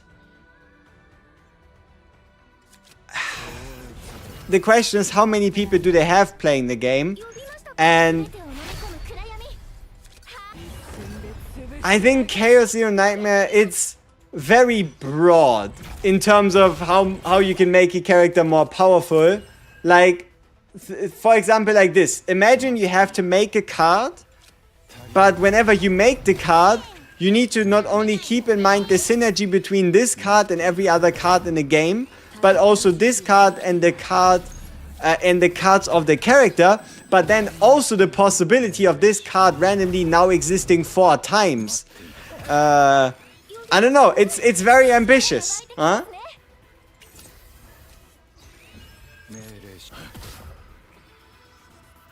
It is very ambitious and probably very easy. And keep in mind, from the way things are looking, or from the way things went, they had to publish Chaos Zero Nightmare on a deadline, right? They had to publish it before they were truly, like, fully ready, before everything was, like, signed off and ready to go. So, even more of, like, a potential for things to just slip through. Huh? Memory fragment RNG is a pain in the ass though. It's something you should be happy to do every single day, looking forward and improving over time. It's not something that happens in a day. Huh? Blah blah blah blah blah. Rome wasn't built in a day. Yep. Who do you think is the best partner for Mei Lin? I'd say at this point it's Scarlet. Especially because every single 5-star partner is going to get a stat increase on Wednesday. Ooh. Yeah. Every single 5-star partner is only going to get better. So, yeah, I'd put my money on Scarlet being her best partner.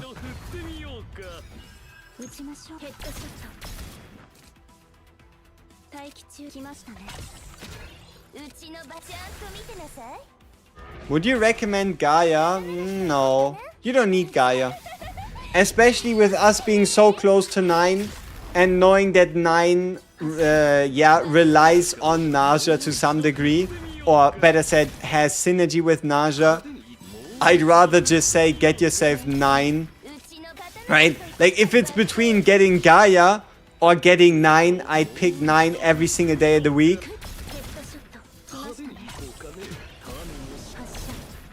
Is this Devil Dice infinite? Not quite. It's only one time, right?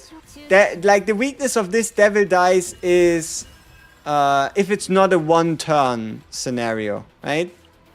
This Devil Dice can be used 4 times in a row. That's what this can be used. But the moment you've used it up, Retrieve doesn't stay on the card. It, like, gets taken away. So if I use it 4 times and then draw it the next time, it will only be able to be used once. So if we want 9, should we try to get Naja also? I would recommend it. Obviously, we'll only really know how much of a reliance there will be tomorrow. But keep in mind, Naja is a DPS. That is a defense-based character that in the dev note got mentioned to have intended synergy between her and 9. So, you know, might as well, right?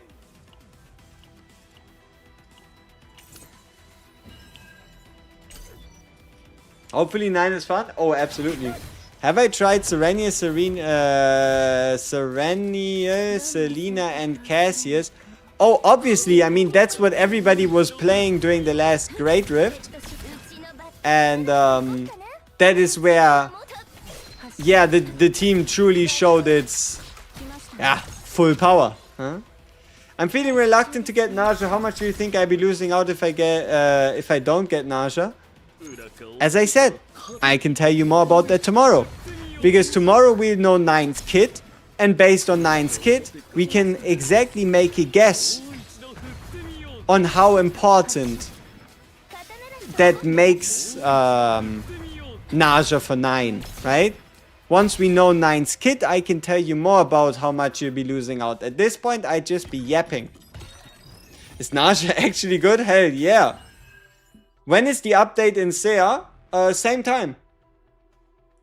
Once this timer in 37 hours, 14 minutes and 5 seconds runs out, the update will go live everywhere. I'm pretty sure. So, yeah. Woohoo!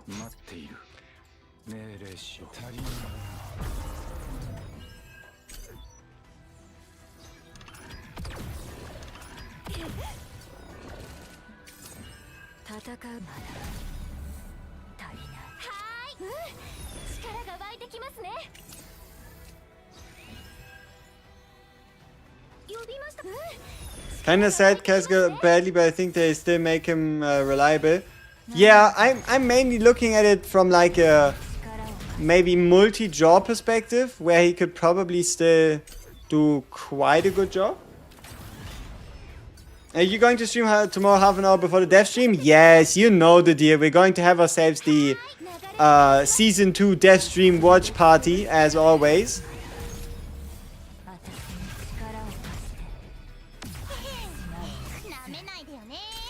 Something I'm realizing here though, with the current, right? With the current Kairon deck, brother is a little slow, right? In terms of scaling up. So we might just have to build a faster T1 to support Kairon's grandfatherly ways of taking his time, you know, dissecting these enemies.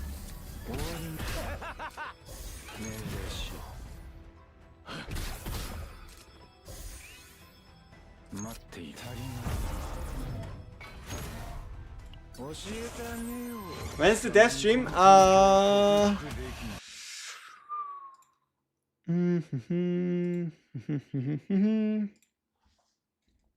There you go.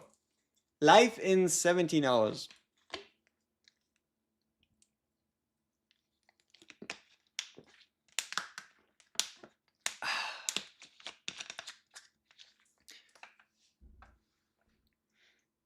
Will the Great Rift come earlier mid-season 2 like season 1? I don't know. We'll learn that tomorrow. We don't even know if Great Rift will be a thing next season. Right? Maybe they call it something else. Maybe there will be something completely different. Nobody knows. You hope that the season 2 limited is a guy.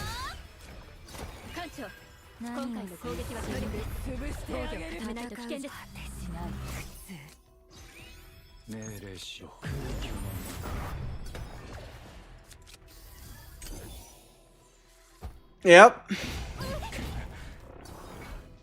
They're introducing Planet Spites. I mean, it depends, right? Are they going to call it Vern or are they going to call it Spites? Because they did talk about the slave camp and that whole thing being on Spites, but the planet they introduced during the roadmap was called Vern. So, people, if you do not stop believing, there's a very tiny chance that we will in fact see a male limited character. And the only character who that could be at the moment would be probably this guy. Now this silhouette might not tell you something, but for those of you with incredibly sharp memory or just too much time on your hands, should remember who this guy is. For those of us that need, a bit of a reminder, I go back in time, try to find the part in the stream, and then we can have a look at him together.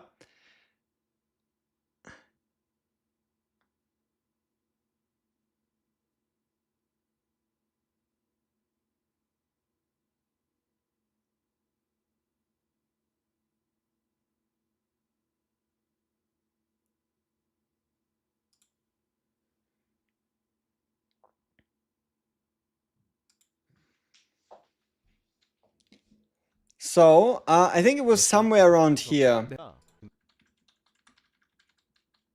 So here there's like them introducing the new monsters and stuff. The medals.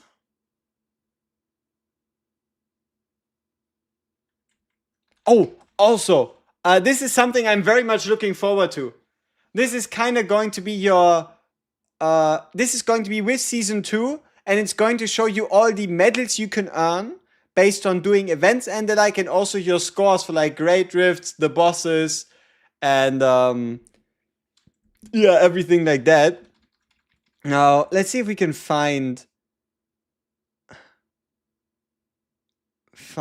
them talking about the season 2 lore. Maybe it was earlier. It probably was earlier.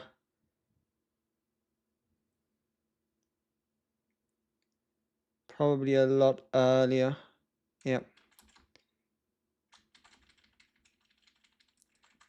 Let's see if we can actually find it. Monster Adjustment, Season 2. Okay.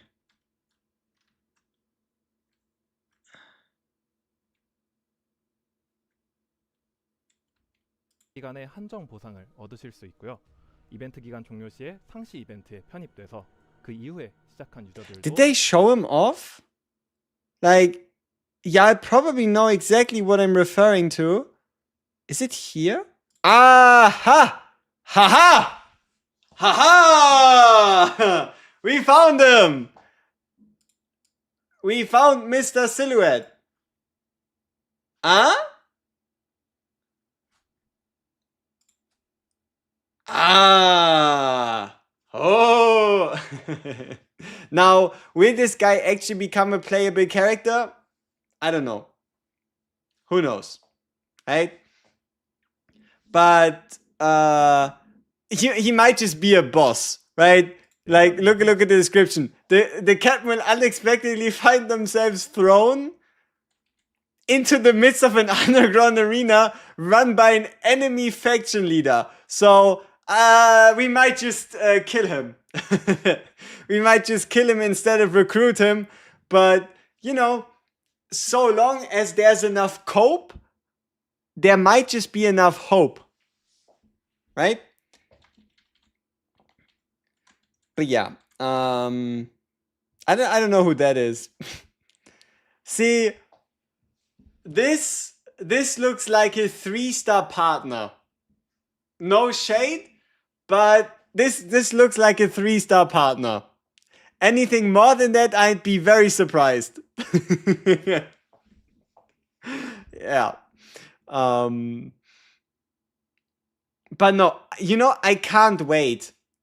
As dumb as it sounds, but I'm tired of playing on this dark, gray, dead, and empty like background.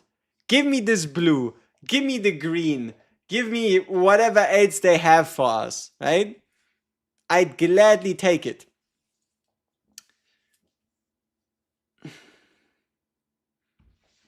And yeah. So yeah, I'm very much looking forward to Vern. Very much looking forward to it. And again, my prediction for the typing, right? My prediction for the typing is oh yeah, that's us, right? What's the best use for standard pulls? Weapon or character banner? Never do character weapon banner. No. You never, ever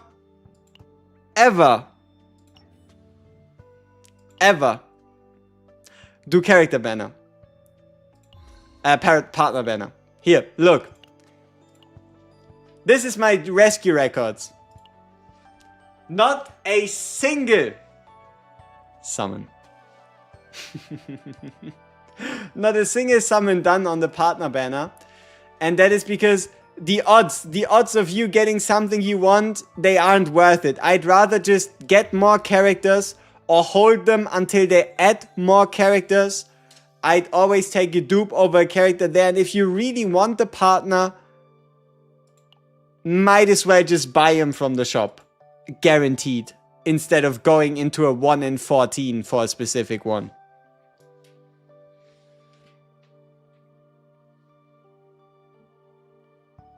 You do have every unit. Yeah, keep in mind, while you do have every unit in the game, would you be equally as happy with getting the specific partner for every unit in the game? Then again, is manifesting ego better than a partner? Depends on the circumstances. There's a lot of very powerful, very important dedicated partners, like maybe Janet, Briar, Scarlet, that can be worth more than a character dupe. But then there's also ones that don't make as much of a difference, like Noelle, maybe, yeah, let's see who else. Like, I don't think Noelle would be that crazy. Not Priscilla. Marion wouldn't really change much. Marin would be okay. But again, keep in mind, 5-star partners will become better, right? With the introduction of Season 2, with the changes that they'll announce tomorrow, 5-star partners will become better, making pulling on the partner banner potentially more viable. Yeah. Briar's Karen E3 basically similar. Yes. So far it looks like one of those gachas where they never release another 4 or 3-star. I mean, yeah. Yeah. But we at least have. Like, since release of the game, people been obviously leaking stuff and the like. And Adelheid herself has been swimming around as a bunch of a concept, so she exists.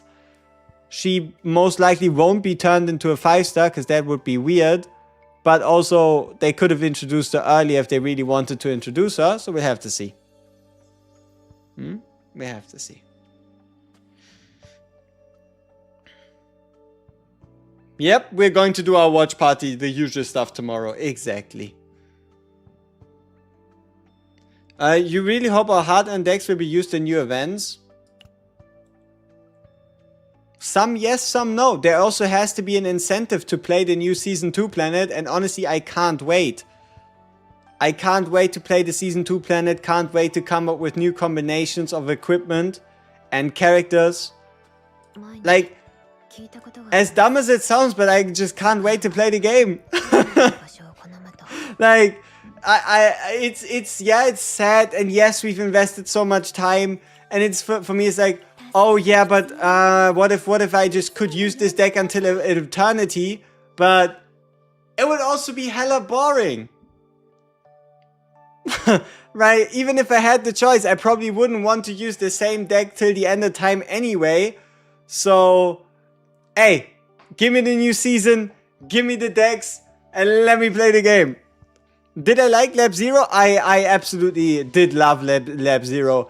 It is the planet I ran the most since release of the game. I have hundreds and hundreds of runs in Lab Zero.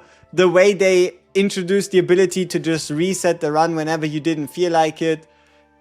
During the time, it was the best thing ever, right?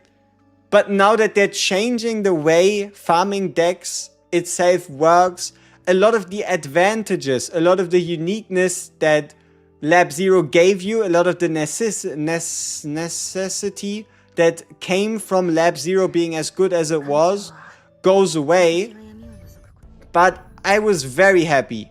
Like, for our first seasonal planet, with the new events, with the way, with everything it introduced, I'm very happy with Lab Zero as a whole. I'm very happy.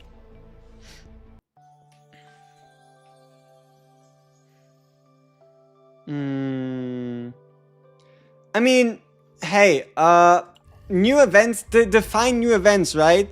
Because Basin of Hyperspace will always get new rotations. And if you just want to play your old decks, you can always just play the newest Basin of Hyperspace with your other decks, right? These aren't magically gonna change. These aren't magically gonna be Season 2 exclusive, right? Dimension at Twilight, you'll always be able to use your decks there. Spiral Tower of Screams looks to be the same. You'll always be able to use them here. This should then also at some point reset. So yeah, we just have to see what's the split between season focus and anything focus, huh? As a chaos content wise, I hope they introduce more monster variety. Yeah. That's what I wanted to yap about. My guess for season 2 monster variety for the seasonal planet is it's going to be a primarily Now this is a lot easier considering 9 comes out. But I'm gonna say primary color of the planet is gonna be green. But enemy variety should be green and blue. Yeah, I'd say it's gonna be a green and blue planet. So order justice with main focus order. I don't know. But yeah, at least at some parts I would expect it to at minimum feature order units. Even if it's not the main element of the planet. Who was doing 1 hour Great Rift runs? A lot of people were doing 1 hour Great Rift runs if they wanted the highest scores. Even I had to do 1 hour Great Rift runs, not because I wanted to, but just because these runs took so damn long. If you were playing Selena, Cassius, and Serenia together, and you had the right deck set up, then a turn could just take 6 minutes. Do that for 10 turns straight, and you're at 60 minutes, huh? Green and blue like the actual green planet? Maybe. Huh?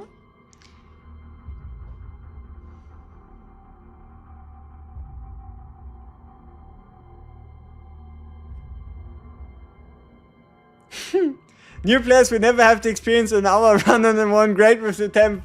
Brother. Let me teach you about the ingenuity of humanity. Regardless of what type of Great Rift they'll introduce, there will be some type of team combination. Some type of fucked up way you can play whatever gear set, whatever team. There will be some combination in which you will be able to spend an hour to get a score. The only real question is, will it be the team that deals the most damage? Right? Will it be the team that ranks highest? Who knows? But if you really wanted to spend an hour on one Great Rift attempt, you will always find a way. Right? Life finds a way when it comes to such things.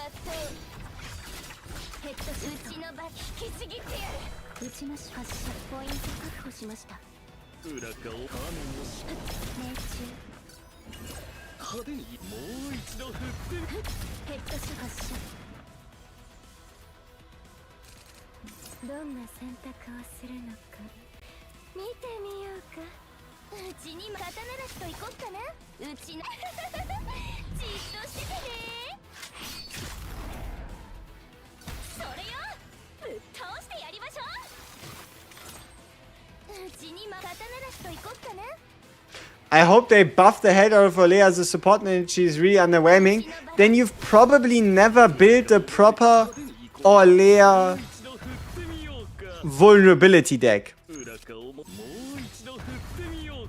Yeah, then you've probably never really built a proper Olea softy vulnerability deck. Because oh my, the damage boosts you can get, the amount of vulnerabilities you can get out there, it's spooky.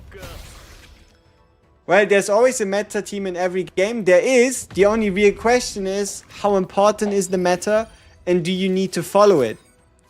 Right? And that's the beauty here. You really... I should have done the one thing first and then you know...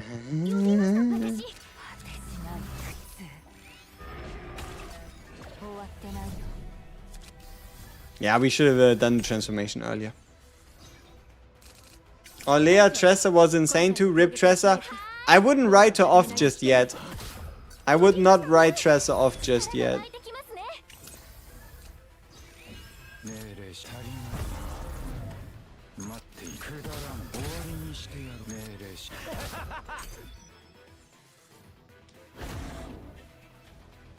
The next batch of Enfield's Guide when? That's a good question, right? I'm a little debating on what I would even want to cover next. Because we did go banger back to back. And I'm wondering, right? Like what I could do. I do need to run some damage tests. Because a lot of people like to tell me that me running my Levitain in the tight set is obviously not what Pridewind recommends, not what everybody else recommends, so why would I do it? But I feel like I'm onto something, you know? I feel like I'm onto something not running it, so maybe I just have to like do something to prove it. Or maybe about the fact that a lot of people tell me, oh, we shouldn't artifice so early. What if they introduce higher level gear sets? It's a possibility, right? But the question is, how long does it take? And how useless will your already artificed pieces be? Because they also need to keep in mind the backlash of the people that just use the system they introduced to them, right? Have a channel? Nah, I would never. No. I could never. I could never do that to you. But nah. Let me just do a brief shout out for those of you that wanna see it or haven't seen it yet. For those of you remember from all the way back in months and months ago, if you came from Silver and Blood, let me know in the chat. Appreciate it. But no, I had a Silver and Blood channel, haven't posted on there in like 35 days, and I just decided, hey, I don't want to compromise WGCZN, right? We're all about Chaos Hero Nightmare. It's still the primary focus. It's still the big idea. But I'm playing the game anyway. Might as well make something of it. And then, yeah, we made 2 videos. One yesterday, one 2 days ago, one yesterday. And yeah, that's what we did, huh? Yeah, rip Silver and Blood. They did what they did. And yeah, it is what it is, huh?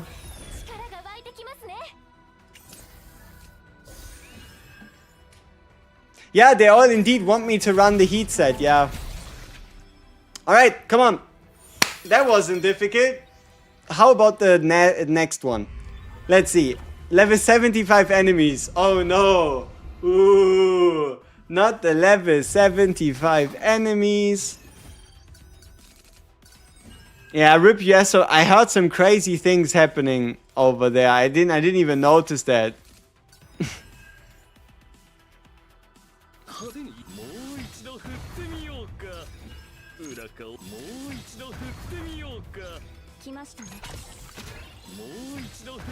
Haven't played CZN in forever, gonna return after the patch. Hey, you better, cause it's gonna be worth it.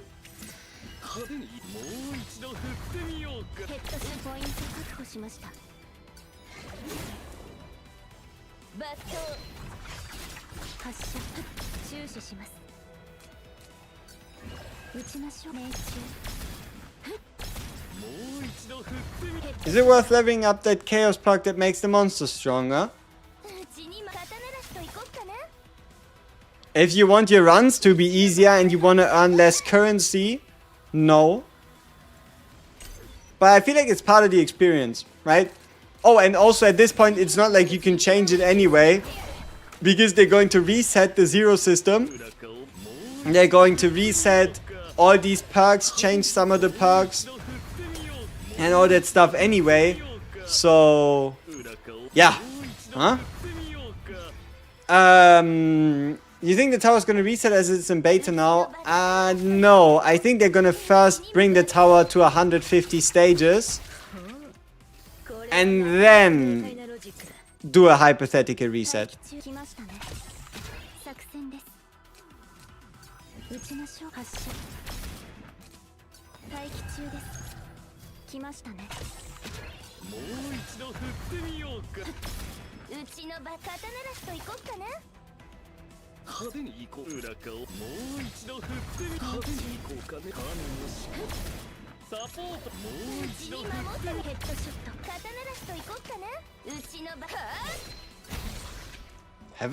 Have I played Lost Ark?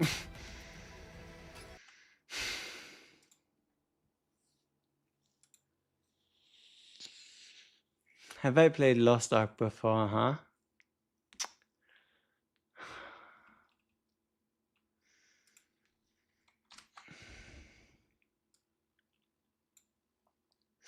Yeah, for those of you that know when the game came out, you probably will be able to do something with this information.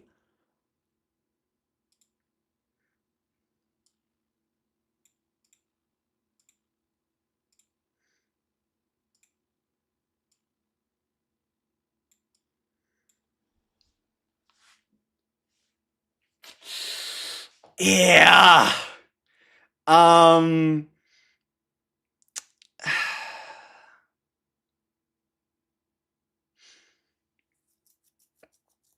I think it was 16 hours straight for like 6 months or so. Yeah, but keep in mind the game only released in February. No, the game released in February of 2023, and the last time I played was December 2023. Yeah. And I also didn't really play anymore during. Yeah, I remember the Breshaza raid. For those of you that played Lost Ark, if you played Lost Ark and you remember Breshaza, Breshaza Hard is the last raid I ever played. But I was in deep. I was bussing. I was doing. I was dominating the server. I was in the best guild on the server. I was playing the game. Yeah, it was. It was a lot. Yeah. That was Lost Ark. There it was exactly. Yep.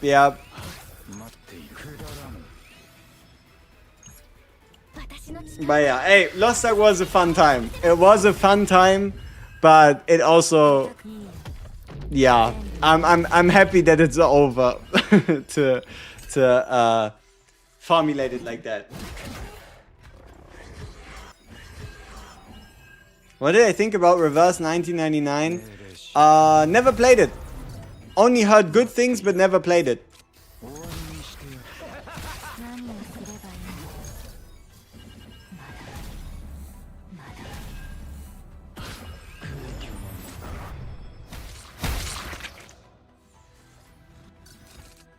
Bro played every game. Close enough, right? Close enough.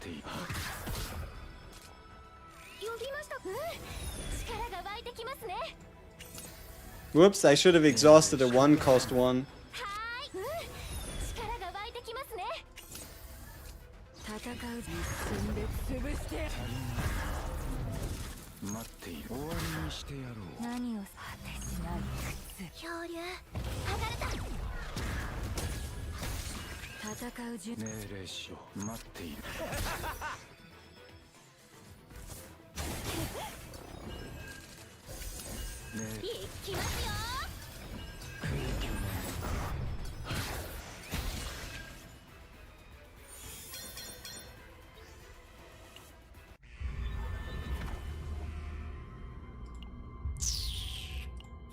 Alright, so we did the thing.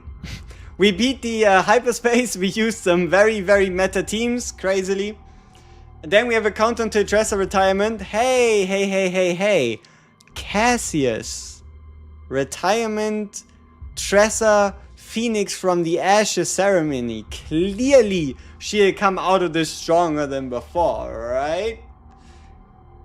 Do you have any news of the Spirit Tower reset? Nope. No, we don't have any news, but you don't have to fear.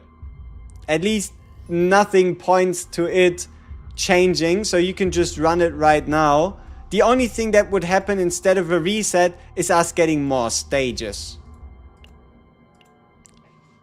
At least, to my knowledge. Maybe the devs tomorrow are like, hey, you know what? We also decided to reset the tower tomorrow. So...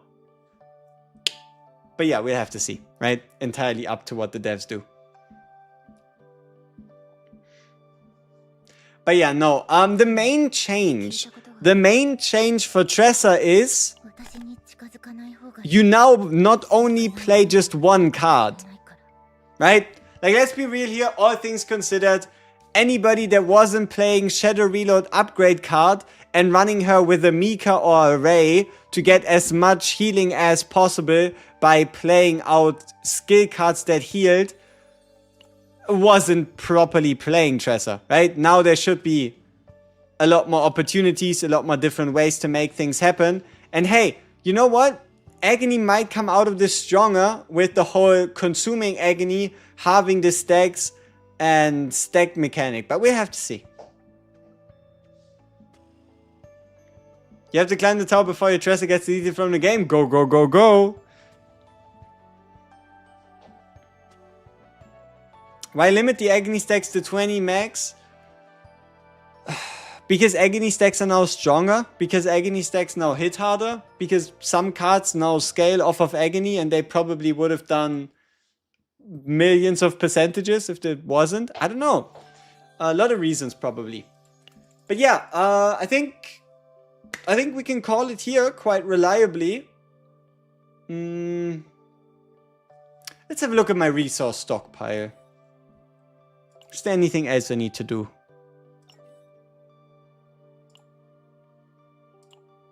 So, we have 163 big ones, 426 green ones, meaning that if we convert these ones into these, we have around 280 of the gigantic ones. We'll be... oh yeah, let's just buy that one real quick. Shop. Exchange shop. Zeronium shop. Monthly limit. Bling. Give me 5 of those as well. We'll buy the card after. Okay. We'll be fine. So yeah, we now have two of the multi-dimensional alignment material crafting things. We'll probably be up to like 500 fragments by the time the new set releases. We have a decent amount of books. We'll probably get the rest from story. We also have a decent amount of Vanguard certificates. We have a good amount, I'd say a good amount of, yeah, affinity items. If we need more, then what am I to do about it? I'm gonna go watch the Shizuru VOD. Hey, appreciate it. Tressa is dead, bury it. We'll have to see. But yeah, maybe she is. Alright, peace.